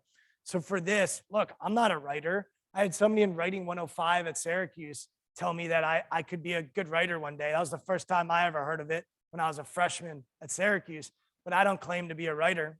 And I said, hey, I'm going to write this book because I had to get it out of my head and onto paper, but I wanted someone to help me. So I hired this wonderful woman, Larry Bishop's her name. And Larry really helped me make the book come alive. She asked amazing questions. She helped me with framing the dialogue and the conversation. And the book you have in front of you would not be what it is without her coaching me. And I really, really believe that. And a quick story behind that, I actually hired a different coach to start with. And he's a great guy, brilliant mind. But he was used to ghostwriting. He was used to like taking over the project. I'll never forget. He's like, Brian, I got the name for the book. And he told me the name. And I was like, that ain't it. But a brilliant guy. And so he helped me get started. And then when we were getting into it, he turned to me one day and said, Brian, do you still want to work with me? Like, and I'm like, not really. And to be honest, I talked to the publisher and I had made the decision that I was just going to stick with him. He was good at what he did. But what he didn't understand, he didn't know how to coach me because I'm not someone who would let someone write my book. I needed to write it. And even if it sucked, it was going to be me and my voice. And so we parted our separate ways. And I tell you that story because sometimes those difficult decisions are the ones that we have to make for the betterment of ourselves. And sometimes we have to be selfish in order to be selfless. And because I said, not really, then he said, you know what, let's just go our separate ways. It was a very amicable split. I highly recommend him to anybody who wants a ghostwriter. He would do a remarkable job, but that wasn't what I was going to do. I get to Larry. Larry's asking me a ton of questions. She's helping me figure things out. She's connecting dots with me. She's collaborating with me. And to me, that's what a great coach does. And when I say coach in my world, the word coach comes from Hungary. And it's where the horse and buggy or the carriage was invented. There's a town in Hungary called Coaches. And that was where the horse and buggy and carriage was invented. So a coach from that town, a carriage, would go from coaches somewhere else. And so he started calling those coaches. And you think about a horse and buggy or a carriage, it helps someone get from where they are to where they want to go. And actually, the next place where coach started to be used was at Oxford. And they had tutors who were called coaches. And so today we think of coach and maybe you think of a sports coach. I work with a lot of sports coaches today. To me, the best coaches in the world help someone get from where they are to where they want to go, whether they're a sports coach or a strength coach or a nutrition coach. But at the end of the day, that's what I believe I do. And so that is the story and the origins of Shift Your Mind. And we've got these 9 shifts that we focused on. A little backstory. I have over 35 of these shifts. And when we were going over the 35, we spent a lot of time really drilling down which of these shifts are backed up by story, are backed up by experience, and are backed up by research. And so these were the 9 that we came up with, but they are not the 9 shifts. And perhaps there are shifts that you're going to see and say, for my job, absolutely not. That does not resonate with me. Perhaps there are shifts that you disagree with. Totally cool. You won't be the first and you won't be the last. What I would encourage you to do is go back to that when thinking and figure out, when do I need to be this way and when do I need to be that way? I'm just hopefully getting the conversation started for you to think about that from a preparation and performance side, because that's what I've lived for the last 12 years is in the arena with these people and mainly athletes. So there's a lot of stories about sports in there, but there's also stories about business and music and acting. And I use a story about the Blue Angels. I'll talk about the Blue Angels at the end of our conversation today. I love studying them. So at any rate, these shifts are what we came up with. And the one that I'm going to just bring your attention to, I think that's a cool little thing that happens, but is arrogant. Because some of you will see that word and just be like, what? And remember, Beyonce talked about humble and confident. Tom Coughlin, the New York Giants football coach, talked about humble and confident. And as I really started to research this, what I realized was there was another level above confidence that a lot of these elite performers had. And while we're taught from a young age that arrogance is bad, I want to challenge that today. Because to me, even if you think about some of the best interviewers, Barbara Walters, Larry King, Howard Stern, I've met Larry King. He just passed away. Dude had some arrogance, okay? Like, he had some arrogance. And think about an interviewer. Their job is to ask a lot of questions. Their job is to really remain curious. But they have to believe that they're the most important person to ask those questions. And so you can be arrogant and curious at the same time. And I argue that you have to be confident all the time. So it takes great confidence to be humble. If you really are truly humble, not the fake modesty stuff. Oh, I'm not that good. No, like really humble, real strong desire to learn and grow and get feedback. That requires great confidence. So what is this arrogance thing? I believe that when you are in between the lines or when you are doing a talk like this, you have to believe that you know your stuff and that you're important. I kind of believe that. I believe that. But you see, I even tried to caveat it with a kinda. We're taught, hold that back. But study the elite performer in your industry. And I'm telling you, you will find that when they are doing their thing, when they are executing, they have this unshakable belief in themselves. And it's not going to get rattled if they're 6 for 19 on the floor, or if something goes wrong on stage, or the video doesn't work, or they don't get a sale. They're going to still believe that they're going to get the next one. And that unshakable belief, I believe, is what arrogance is.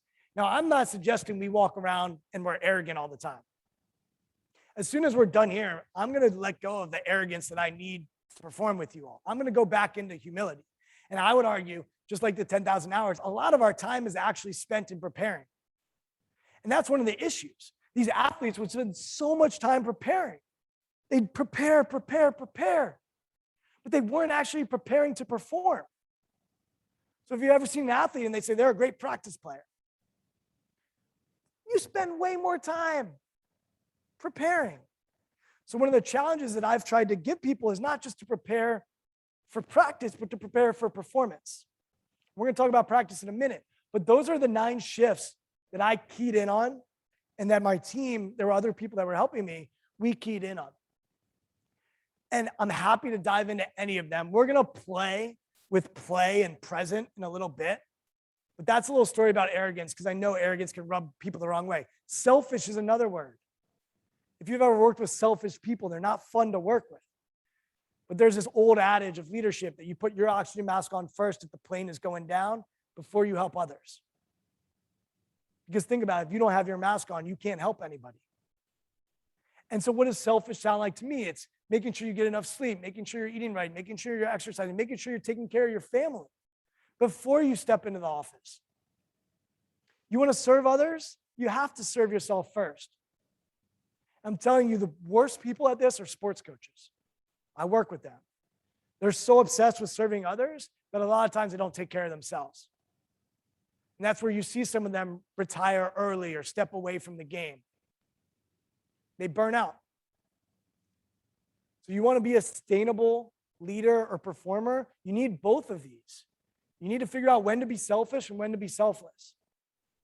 And I argue the more that you focus on selfishness in preparation, the more it frees you up to be selfless in performance. The more you are humble in preparation, the more you're going to be able to be arrogant in performance because you've done the work. Experimenting, trying new things, innovating. We're talking about innovation.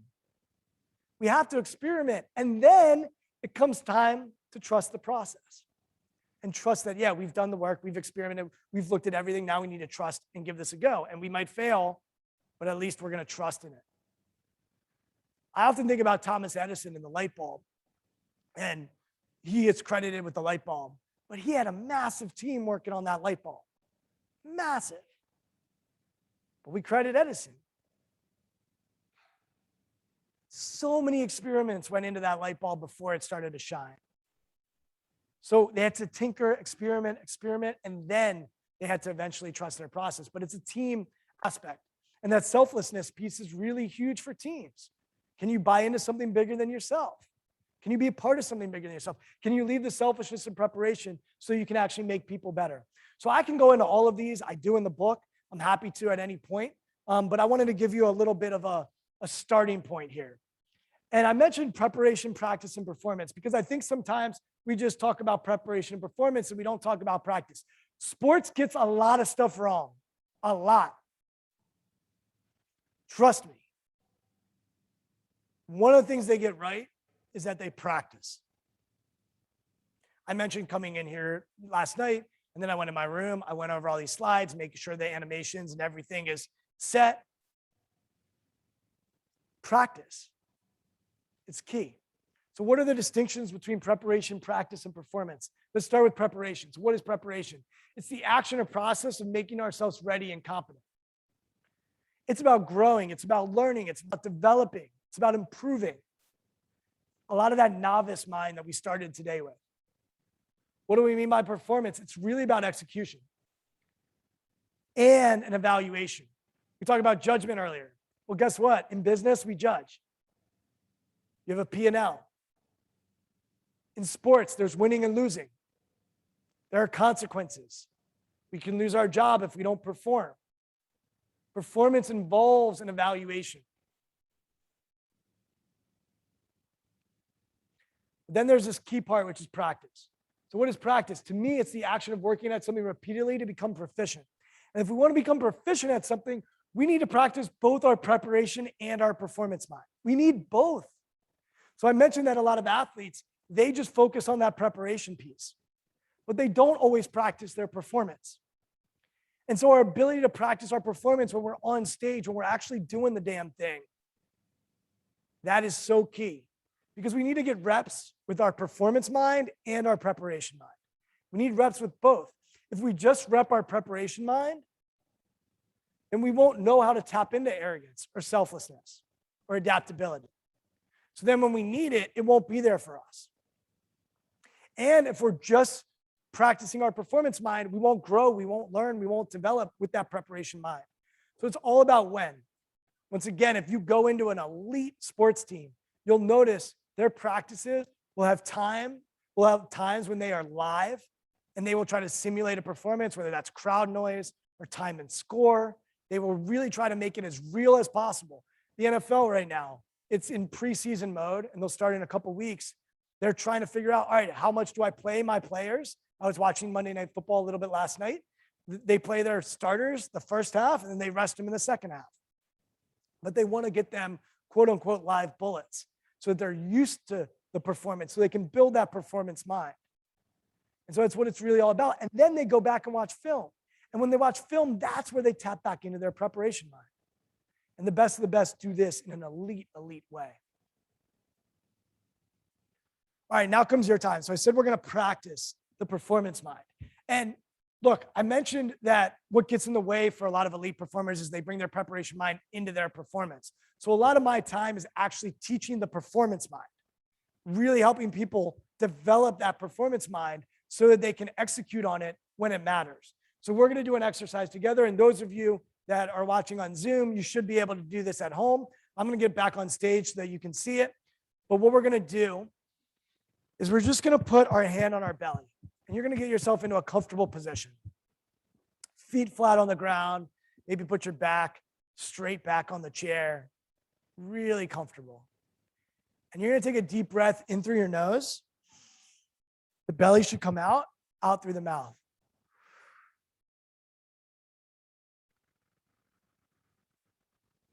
What'd you notice? You were smiling. Why are you smiling? You're just a chuckler. Well, I'll show you. I got it from space. So where did I get it? So there's so much research around breathing, okay? And what it can do to your heart rate and also what it can do for your mind. There's now fMRI machines where they look at the brain scan and can see what your brain looks like when you're breathing. It's really, really cool stuff. What's going to be interesting in my field is how neuroscience will impact psychology going forward. Some people think neuroscience is the brain. Others believe in the mind. I think there's a combination of both. You'll learn about me. I'm usually someone who thinks about and instead of or and both. But here's the deal.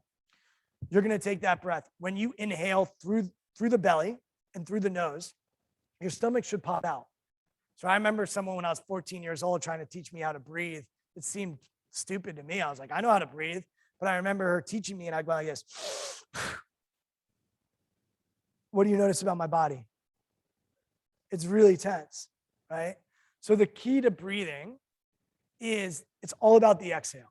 So if you noticed when I was doing the breath, the exhale was really exaggerated. You can take an inhale for 3-4 seconds, but the exhale should be double because the exhale is where the body really relaxes.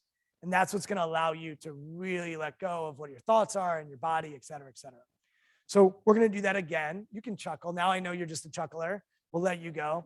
I look for feedback though. When I see a smile, I'm like, all right, well, what's going on there? I'm glad we had this discussion.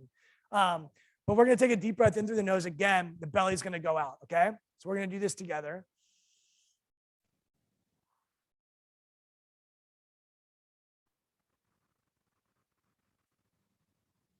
So you really want to take it from the belly, not the chest.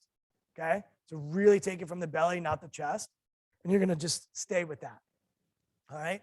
Now I'm going to invite you to close your eyes. If you don't want to close your eyes, just pick a point in the room to focus on. But all I want you to do in this exercise is just feel your belly rise and fall with breath. So we're inhaling through the nose, the belly expands. We're exhaling out through the mouth, the belly contracts. I'm going to do the first 3 with you. And then I'm going to invite you to find your own tempo, find your own pace. Now, some of you already have your eyes closed. You're high achievers. I appreciate you. But I'm going to guide you into a second step. So when I come back on, we'll be quiet for a little bit. Then I'm going to come back on. And when I come back on, I'm going to guide you. Keep your eyes closed and stay focused on your breath, even when you hear my voice again. So a quick recap. Hand on the belly, deep breaths in through the nose, belly expands, deep breath out through the mouth, belly contracts. Then I'm going to jump back in and I'm going to guide you to take another shift, another adjustment. Any questions? Awesome. Cool. All right. Feel free to close your eyes or find a spot. You're going to take a deep breath in through your nose, out through your mouth.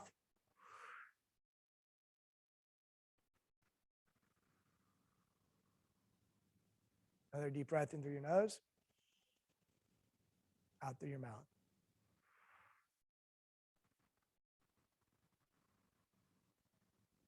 Last one with me, and then you will go on your own, in through your nose,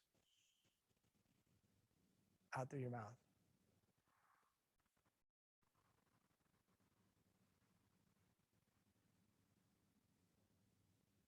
Find your own tempo, find your own pace, and I'm going to go silent.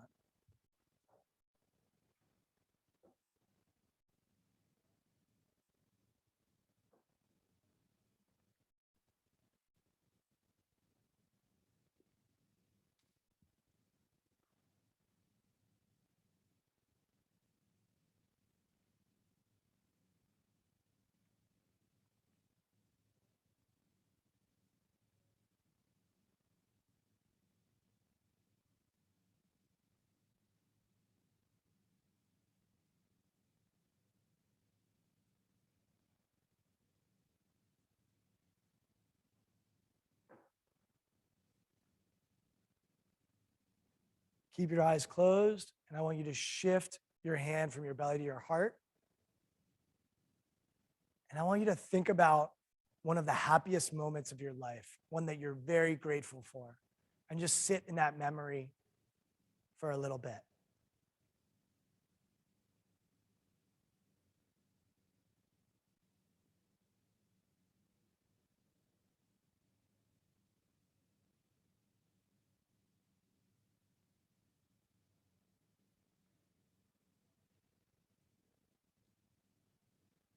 And when you're ready, go ahead and open your eyes.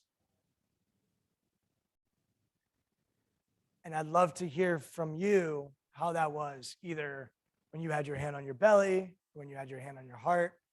There's a couple of people that I like to watch, and so I might call on you if there's no one else to share. But I'd love to hear what that was like for you, if anyone's willing to share. Yeah. Pilates. And what does that do for you?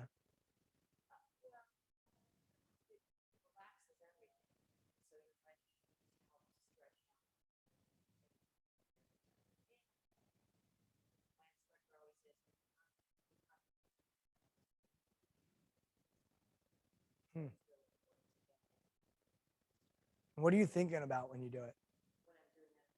Yeah. Beautiful.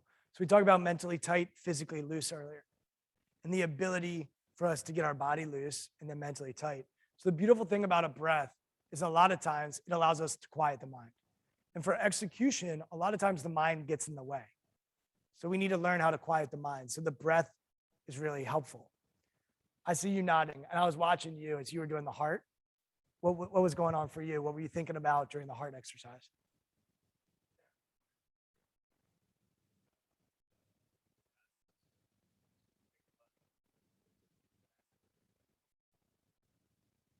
And what was the moment?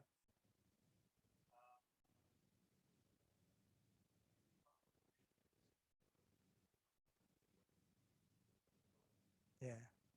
And how does that make you feel? Yeah. When I first did this exercise, I thought about my first date with my now wife, which is interesting because we've got kids, we were married. But it's interesting that I went there. And for me, at least, and I get chills talking about it, that was a memory that I don't think about that often. We went to this place, Firefly. We had burgers and a beer. Simple. I still get chills even thinking about it. It's going up my spine, right? And men, there's a lot of men in the room. We're not always great about tapping into our emotion. And that's a limitation that you have. Because emotion is where we connect. We connect with our heart. We don't connect with our mind. Even I look around the room and I see emotion. That's what I want. That's life. It's meant to be experienced through emotion. That's when we feel most alive, is when we emote. And that date I had with this random girl that I met at the beach turned into be my wife and the mother of our kids and my partner. And I'm so grateful for that first date that she said yes. I don't know what she was thinking, but it's worked out. But I hadn't gone there. I got the pictures and the video from our wedding. I've got the pictures from our kids being born. I don't have the pictures from our night. Maybe kids these days, they take a selfie on their first date. We weren't doing that. But that is a memory that I need to remember when it gets hard raising kids. It gets hard being in a relationship. It gets hard being in a business partnership. Things are tough. It's hard to be grateful and stressed at the same time. Really hard. So when life gets stressful or work gets stressful, how can we tap into our heart? The research on gratitude is phenomenal. It is I mentioned curiosity being like one of the biggest things that I love to study. Gratitude. People mistake gratitude for complacency. It's not. The more grateful you are, the research on it is that you perform better in business. If someone's grateful to be part of a company, they perform better. Complacency is a killer. That's completely different. But gratitude, it is a secret sauce. It is a secret sauce. Who else can share what their experience is like, either with the belly or the heart? No, this is the vulnerable, intimate part of our conversation today. Yeah. You stopped breathing? What happened for you as you were focused on the heart?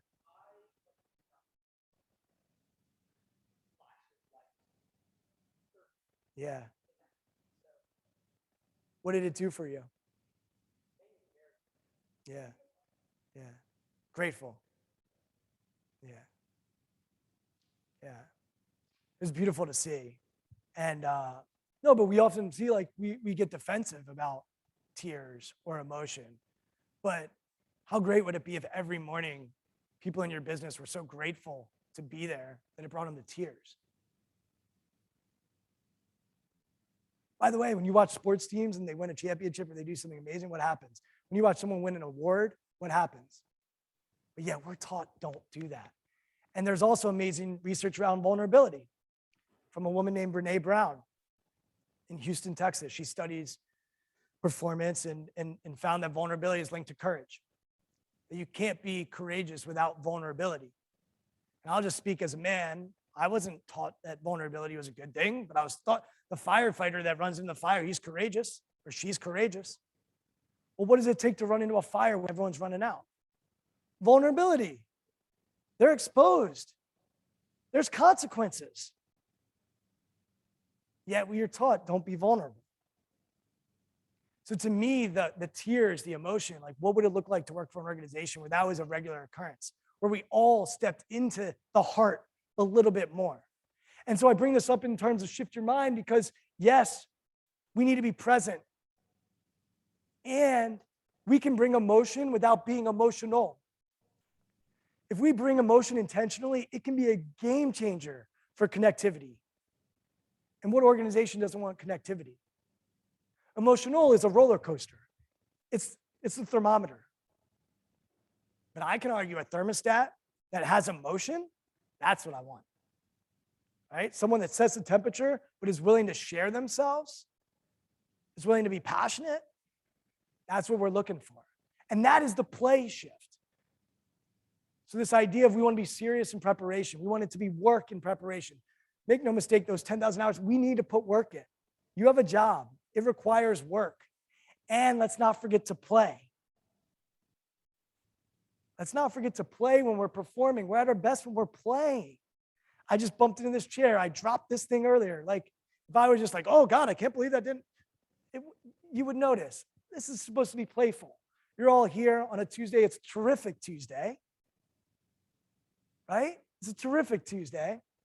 Like, what would it be like if someone got up there and be like, oh, it's Tuesday. You're here at the West End.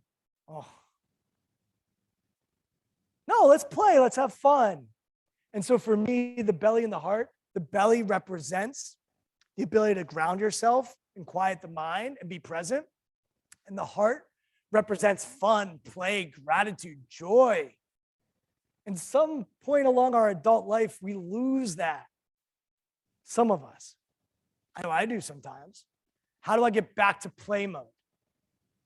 You play basketball. A musician plays an instrument. You go to Broadway to watch a play. We need to play. I love this phrase, think like a pro and play like a kid. Like we can all think like Beyonce or like Kobe, but let's play like my 5-year-old. Like I watch him play sports and the kid has so much joy. He does this thing, he's like, let's go. He's 5.5. Guess he learned it from his dad, right? I'm watching him play soccer with his cousins this weekend. And, you know, he scores a goal and he starts dancing and singing. Like, we're meant to play. Don't stifle it. We're meant to be curious, just like a kid. We don't need to stifle that. But we need to figure out when to use these things. Once again, if you're just play in preparation, you probably aren't putting in the work to fulfill your potential. So things do need to be worked on. They need to be serious. And then we need to let go of it. So I want to find out, I've said this a lot throughout our conversation today, but I want you to write, when are you preparing and when are you performing? When are you preparing and when are you performing? Because I've talked in generalities, but only you know your industry. Only you know your job. So when do you need to be preparation minded and when do you need to be performance minded? And just make a list.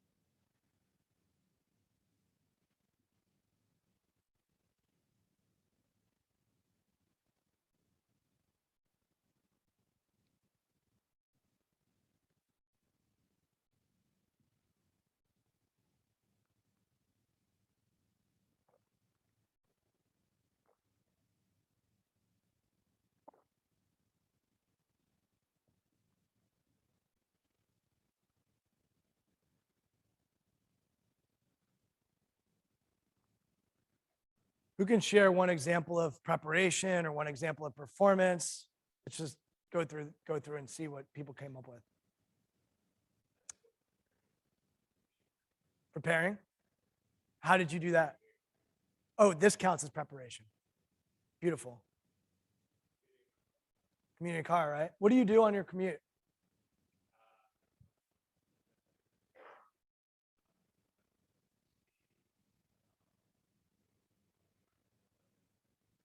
So I had the option to fly to Pittsburgh from Washington or drive. And I said, I want to drive. And it's not because I love driving, but for me, it was 3.5 hours, 3:45 of listening to podcasts, making phone calls, like really getting some more time in preparation. And I mentioned that wealth manager that I worked with that I saw yesterday.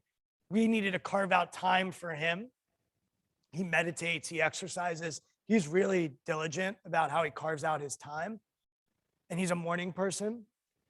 And so we carved out 15 minutes where he could work, have preparation mode and work on his business, because he knows that if he doesn't do that first thing in the morning, the day will get away from him and he'll just be in performance mode all day. And that's not what his business needs. So we need to be intentional about carving out space for both. What are other examples of preparation or performance that you wrote? Yeah.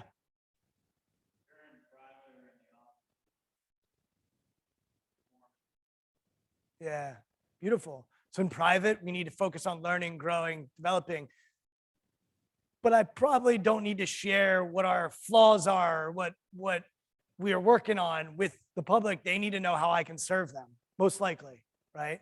And so there's a time to really go deep into our weaknesses, and then there's a time to highlight our strengths. And I love that, private and public. I've never heard that before. I like that. Thanks for sharing. Yeah.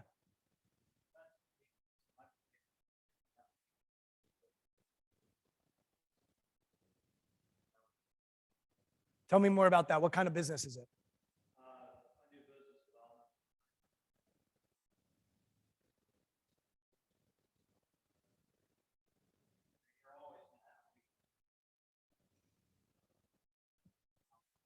Yeah.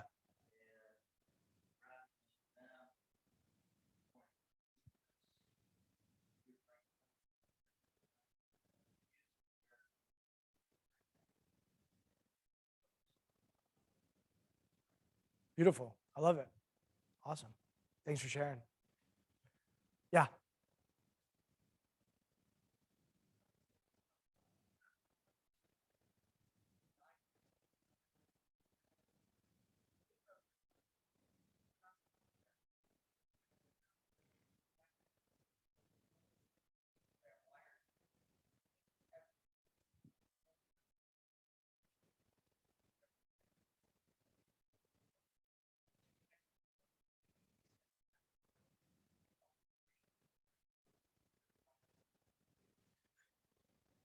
I started doing research on baseball players. I was working with baseball players at the time, and I was really curious about how much of the time they're actually performing. And it's so small. And then I looked at other sports, and most of us are in preparation mode more than we're in performance mode. And what I would challenge you on is, how can you develop that performance mind and give space to the performance mind if you need to? I use that wealth advisor, like he happens to be in performance more often. Now, of course, there's due diligence and there's all kinds of other stuff. But for him, he needs to carve out time on preparation. If you find that you're 90-10 on one of these, I would encourage you to try to figure out how to not flip it, but give you that 10% a little bit more. So you can develop both. Awesome. Any other thoughts on the preparation and performance for each of you? All right. So then the next question becomes, what are the shifts that you need to make? And so I put the shifts back up. I know they're kind of hard to see. So hopefully in the back you can see them.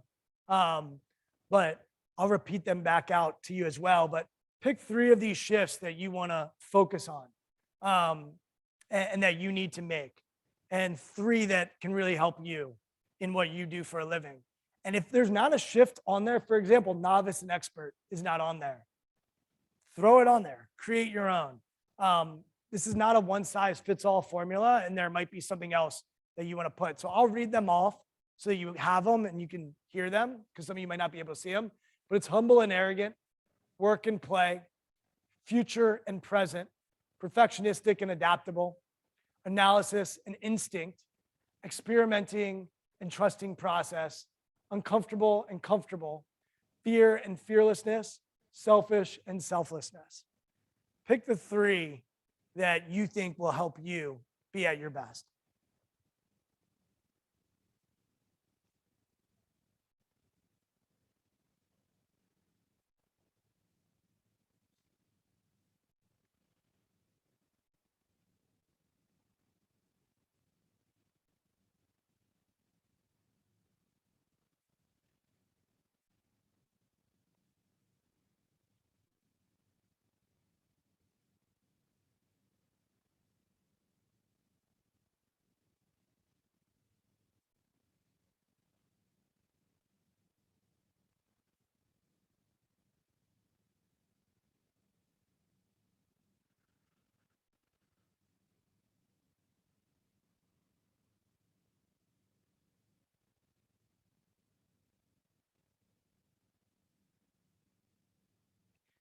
I see a lot of you are resourceful. You can also go into the book and underline them. They're right in there. So if you have trouble seeing it, you can just underline them. I see Brian did that, a few other people. It's not cheating. Thank you. It's resourceful. So that's something for you to leave with is what is it that you need to have preparation mind for and what is it that you need to have performance mind for? And I want to check back in on where you're at. So perhaps you were a +2 before, now you're a +1. Perhaps you were a +3 before, now you're a +2. Perhaps you're a -1, now you're a +1. But where are you? And we're going back to the states of mind to try to figure out, all right, well, let's go back to locating where you are. And so just you put that number by on a piece of paper before, let's put another number there so you can check in with where you are. And then as you go on throughout your day, let's just be cognizant of where are you and where do you need to be? How do you need to shift your mind? I want to close by just saying I'm glad to be here. I mentioned gratitude and we talked about gratitude in the heart. And glad to be here is a phrase that the Blue Angels use. So the Blue Angels, if you've never seen them before, they are miraculous to watch. I just watched them over the summer over the Chesapeake Bay in Annapolis. And when you watch them in person, man, oh man, it's just awe-inspiring because these fighter pilots go, I think, 500 to 700 miles an hour, and they put on shows and flips and do all kinds of amazing things in unison. If you thought the slow clap with Brian was difficult, just go onto one of those planes with a Blue Angel. And what's really cool about the Blues, as they call them, is that their work is hard. To become a Blue Angel, it's pretty rigorous. And they've got a process in which when they go on flights, they come back in and they sit around a conference table and they debrief. And if you've ever been around any military, one of the things military does really well is that they debrief. I spent time with the SEALs. I've spent time with Marines, Army Rangers. They are elite when it comes to debriefing. And so what the Blues do, they sit around a table, they watch film, and then they go around and each one of them will talk about what they did and what they could have done better. And so they're very critical of themselves. And they step into this idea of, you know, I could have done this, I could have done that, I could have walked out to the plane better, I actually went left when I was supposed to go right. And they're very specific. And at the end of it, they'll say, and I'll fix it. So there's accountability so that the person next to them knows that that won't happen again. Their lives are on the line with each other. So they say, and I'll fix it. And I'm glad to be here. And glad to be here becomes a mantra within the Blue Angels that they talk about. And so when I worked with DC United, the Major League Soccer team in DC, I told them this story. And every time I walk in the locker room, they look at me and they wave, they're glad to be here, Brian. And we laugh. But think about that. We laugh. And think about the joy in the play and what it would look like for your office, for everyone to see and say, hey, I'm glad to be here. And to have the gratitude to be part of something like the Blues. And they take great pride in being a Blue Angel. As I said earlier, it's hard to be grateful and stressed at the same time. So even though we're going to be critical, let's also remember that we're grateful for the opportunity to get feedback, to provide feedback for ourselves. Let's always remember to be glad to be here. So a few things about me. Obviously the book you know about, but I'm a big Twitter guy. I love Twitter. You can follow me there at Brian Levenson. And then the podcast, which I've referenced today, it's called Intentional Performers. I try to interview a diverse group of people, and they range from authors. I've had an astronaut on who's also a Navy SEAL. I've had on actors, musicians, athletes, a lot of sports coaches. So you can check that out. And then LinkedIn is another place I love to play. If you want to connect with me there, I'll accept. And I post a lot of content there. I also have a newsletter. And this is what's cool. I'm starting to learn technology better and better every day. But you can literally pick up your phone and just open the camera and you can get access to sign up for our newsletter through the QR code. And so if you want the newsletter, it comes in every Wednesday. So it'll be this Wednesday, I'm actually talking about curiosity. So, good timing on that front. So I usually write an article and then I share other articles. I share my podcast and I share like a little snippet and a video So it's just content that I'm reading, that I'm sharing, and you can get it through the newsletter. So you're welcome to sign up for that. If afterwards you want to sign up, you can just shoot me a message and I'll add you manually as well if that's easier. They come in every Wednesday around 9:15. So that's the weekly newsletter. And then this is what I do for a living. So number one, I coach a boutique small amount of executives. So I coach 10 executives over a 6-month span. We call it the accelerator. And the idea of the accelerator is that I do one-on-one coaching for all types of industries. And then I also bring those people together. So we do a once-a-month Zoom call over an hour-long Zoom call, and then an annual retreat in September, not too far from here in the Catoctin Mountains in Maryland, in Thurmont, Maryland. It's on the same mount as Camp David. And we're actually doing it September 11th, which will be an interesting time to do it for a lot of reasons. But we're bringing these people together, and so they get to share best practices and learn and connect with each other. So the idea of the accelerator is to do one-on-one coaching and then also bring people together, connect people. I'm a connector.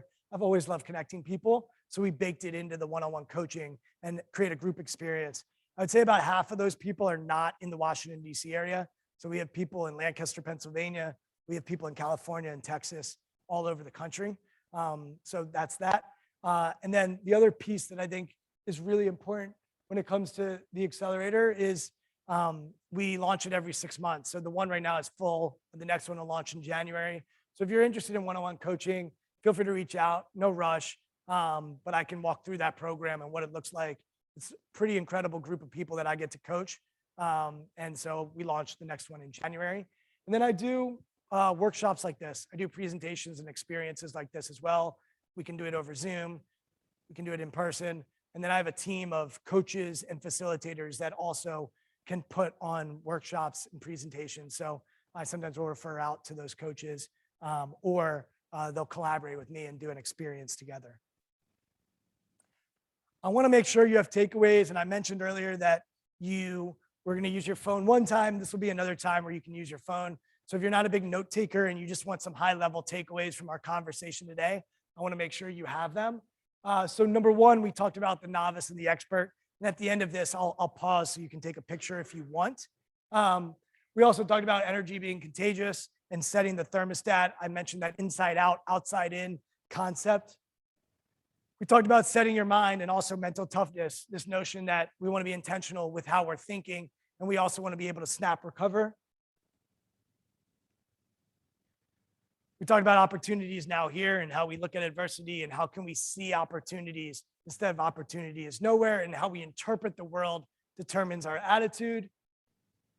We talked about the heart and gratitude and how important it is to bring that into the workplace and to bring that into our individual lives and make sure that we're intentionally setting our mind and our body and our soul for gratitude.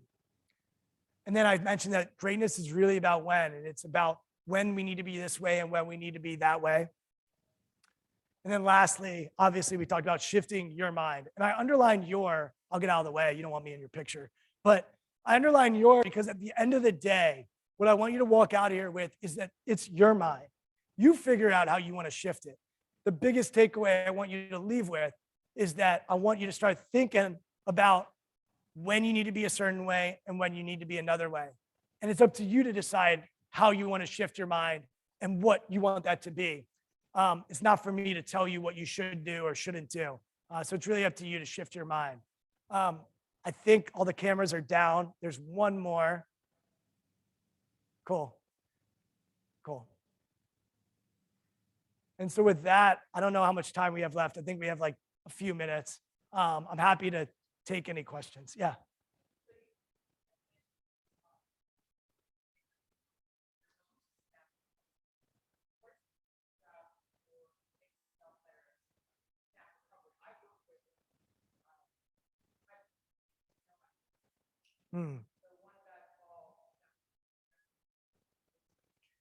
Yeah, I think there's a lot of different ways. I would start with self-talk and the way we talk to ourselves. So we are all story-making machines in our mind. And I think there's a big difference between thoughts and thinking. So thoughts are what just comes into our mind. I fall, maybe I get scared, maybe I'm afraid. There could be thoughts that come up. I'll send you a video if you give me your email. There's a great video of a young kid on top of the mountain who's scared to go down and do a jump.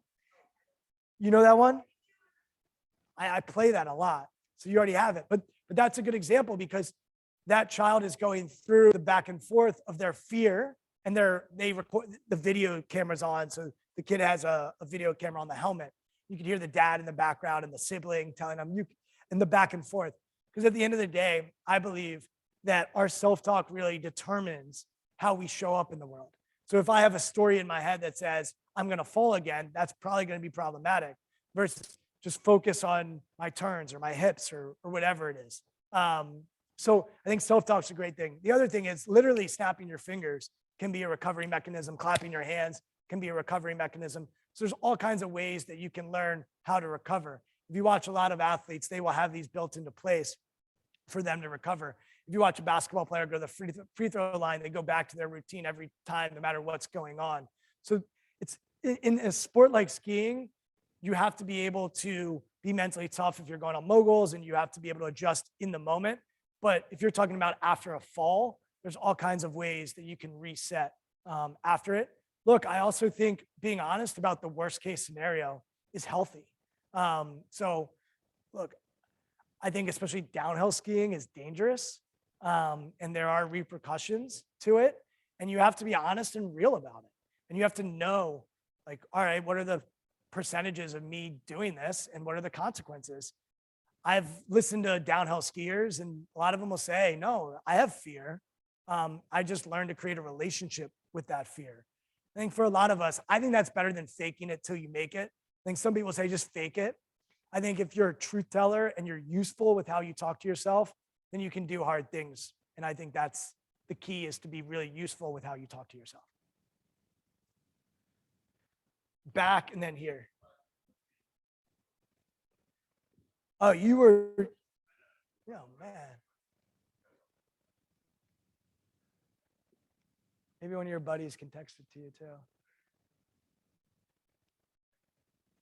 I'll get it going. There we go. Yep. There it is. Okay. Yeah.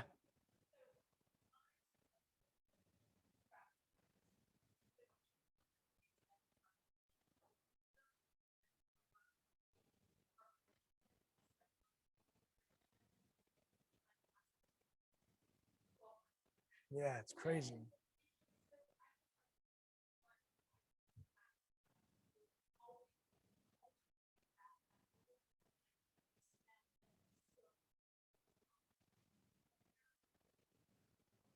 You said track?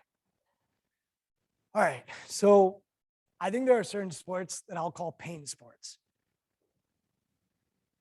American football, swimming, gymnastics, wrestling, cross country, more so than track, but track too, where you're training your body so intensely in those sports. And there's a physical toll that it takes on your body to constantly rep it in preparation. There's also a mental and emotional toll of having limited amount of performances with those sports. And so you train, then a football season is short. You know, swimming, they have meets, but it's similar to track. They do tapering, where you do tapering, right? If you don't know what tapering is, it's pretty amazing. Like a lot of endurance athletes, if you have a marathon runner, they will train. And then the week of a competition, they'll rest and then they'll have to perform. So mentally, it's really tricky because you're trying to PR, you're trying to set a record for what you do, but it's pushing yourself to another level. Look, I think all those sports bring a lot of challenges, but I think that's where visualization can be really helpful if you're limited in your performance, seeing the reps over and over again. If you just watch the Olympics, a lot of Olympians, they spend their whole life preparing for this snapshot of a moment. And they have to see themselves there before they're there. So I go to visualization. I also think it's really important to establish why you're doing something. So knowing what your mission is. For those sports I mentioned, when I ask the athletes, do you love your sport? There's often a hesitation. There's the smile, right? A brief hesitation. And then they might say, I love the competition. I love the camaraderie. I love performing, but do I love every day waking up and pushing my body? Most of them don't. Look, I've worked with NBA and NFL, for example. When I ask NFL players, do you love it? There's usually a hesitation. And you see it when you see a Tom Brady, or you see like Charles Woodson was just inducted in the Hall of Fame. Like, you can see it when guys really love it. But a lot of them don't. So you really need to establish why you're doing this. And if you have clarity around the mission and why you're doing what you're doing, you can deal with some challenging stuff. But I think a lot of times in those pain sports, they're mentally, emotionally, and physically painful, and they're challenging. We often don't establish why we're even doing it. And unfortunately, work with a lot of collegiate athletes. A lot of them did it to get a scholarship. Now they have the scholarship. Now what? Even the pro athletes, they did it. Some of them did it for financial reasons. The NFL guys, I'm telling you, a lot of them are doing it for financial reasons. Well, now what? Now you have the money. And I think that's a case for all of us in some regard, because we all deal with pain and challenges, but especially in sports like that, it's so obvious. If you want to talk about Simone Biles, we can talk about it after the fact. That's a whole different can of worms. But I think what you often see is in these sports, you push. If you don't know why you're doing it, you're going to get burned out. And so that would be where I would go, is the actual performance. We can focus on visualization, but even underneath that is really establishing why they're even doing what they're doing. And a lot of athletes, I worked for the Memphis Grizzlies, and at the NBA Combine, they hired me to go to the Combine to interview players for the NBA draft. And so I'd be in a conference room and I'd ask these players about, why do you play basketball? And they'd say, I love it. And a lot of them did not hesitate. But all right, well, what do you love about it? Like, we don't often ask these questions. And a lot of people don't ask, well, why do you even do what you do? And so that's what I would ask. I'd really spend time with them to establish why they do what they do. All right, let me check how we're doing here. I think we're good. Brett, is there anything on the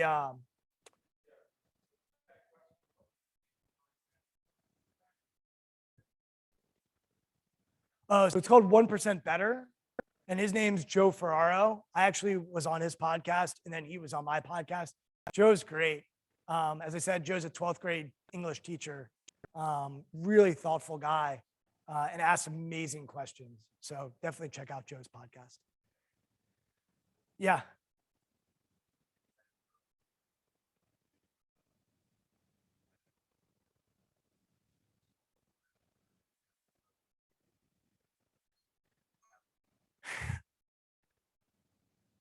I don't really anymore. I had parents call me for as young as 8, and I didn't work with them. I told them it's too young. I worked with a 10-year-old once. That was the youngest I would do. So I had a cutoff at 10.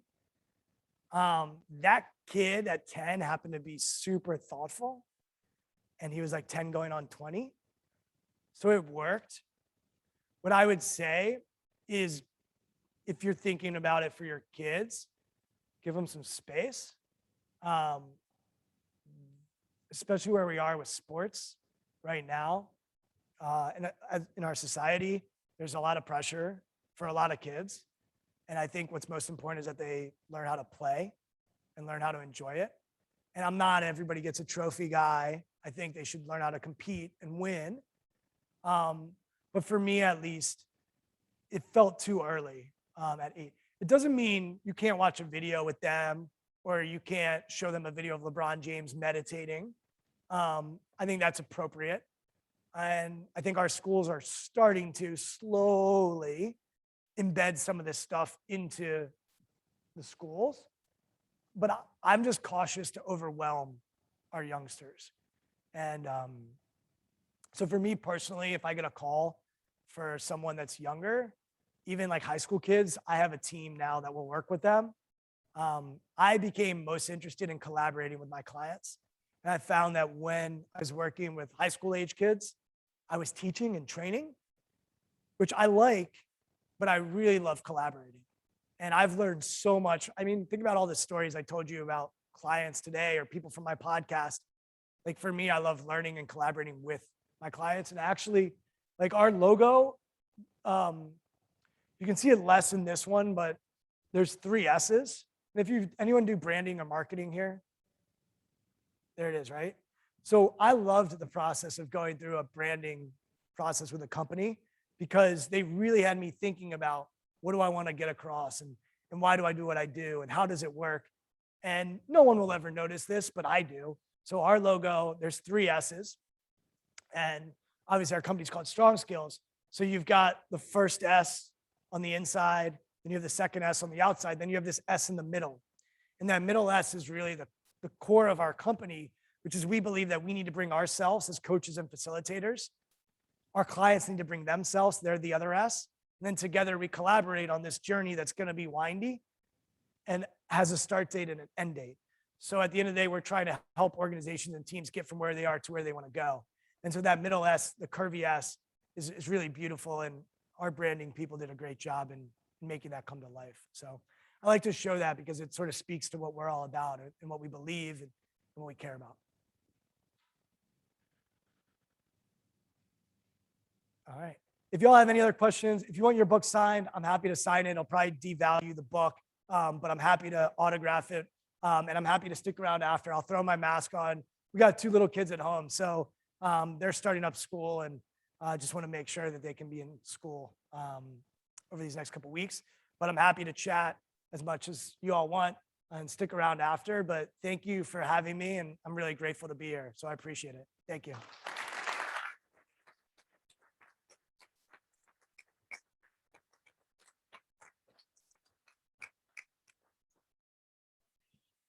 Ryan, that was awesome. I'm definitely loving the setting the temperature of the meetings and the room. I want to share that with my whole team when I get back today.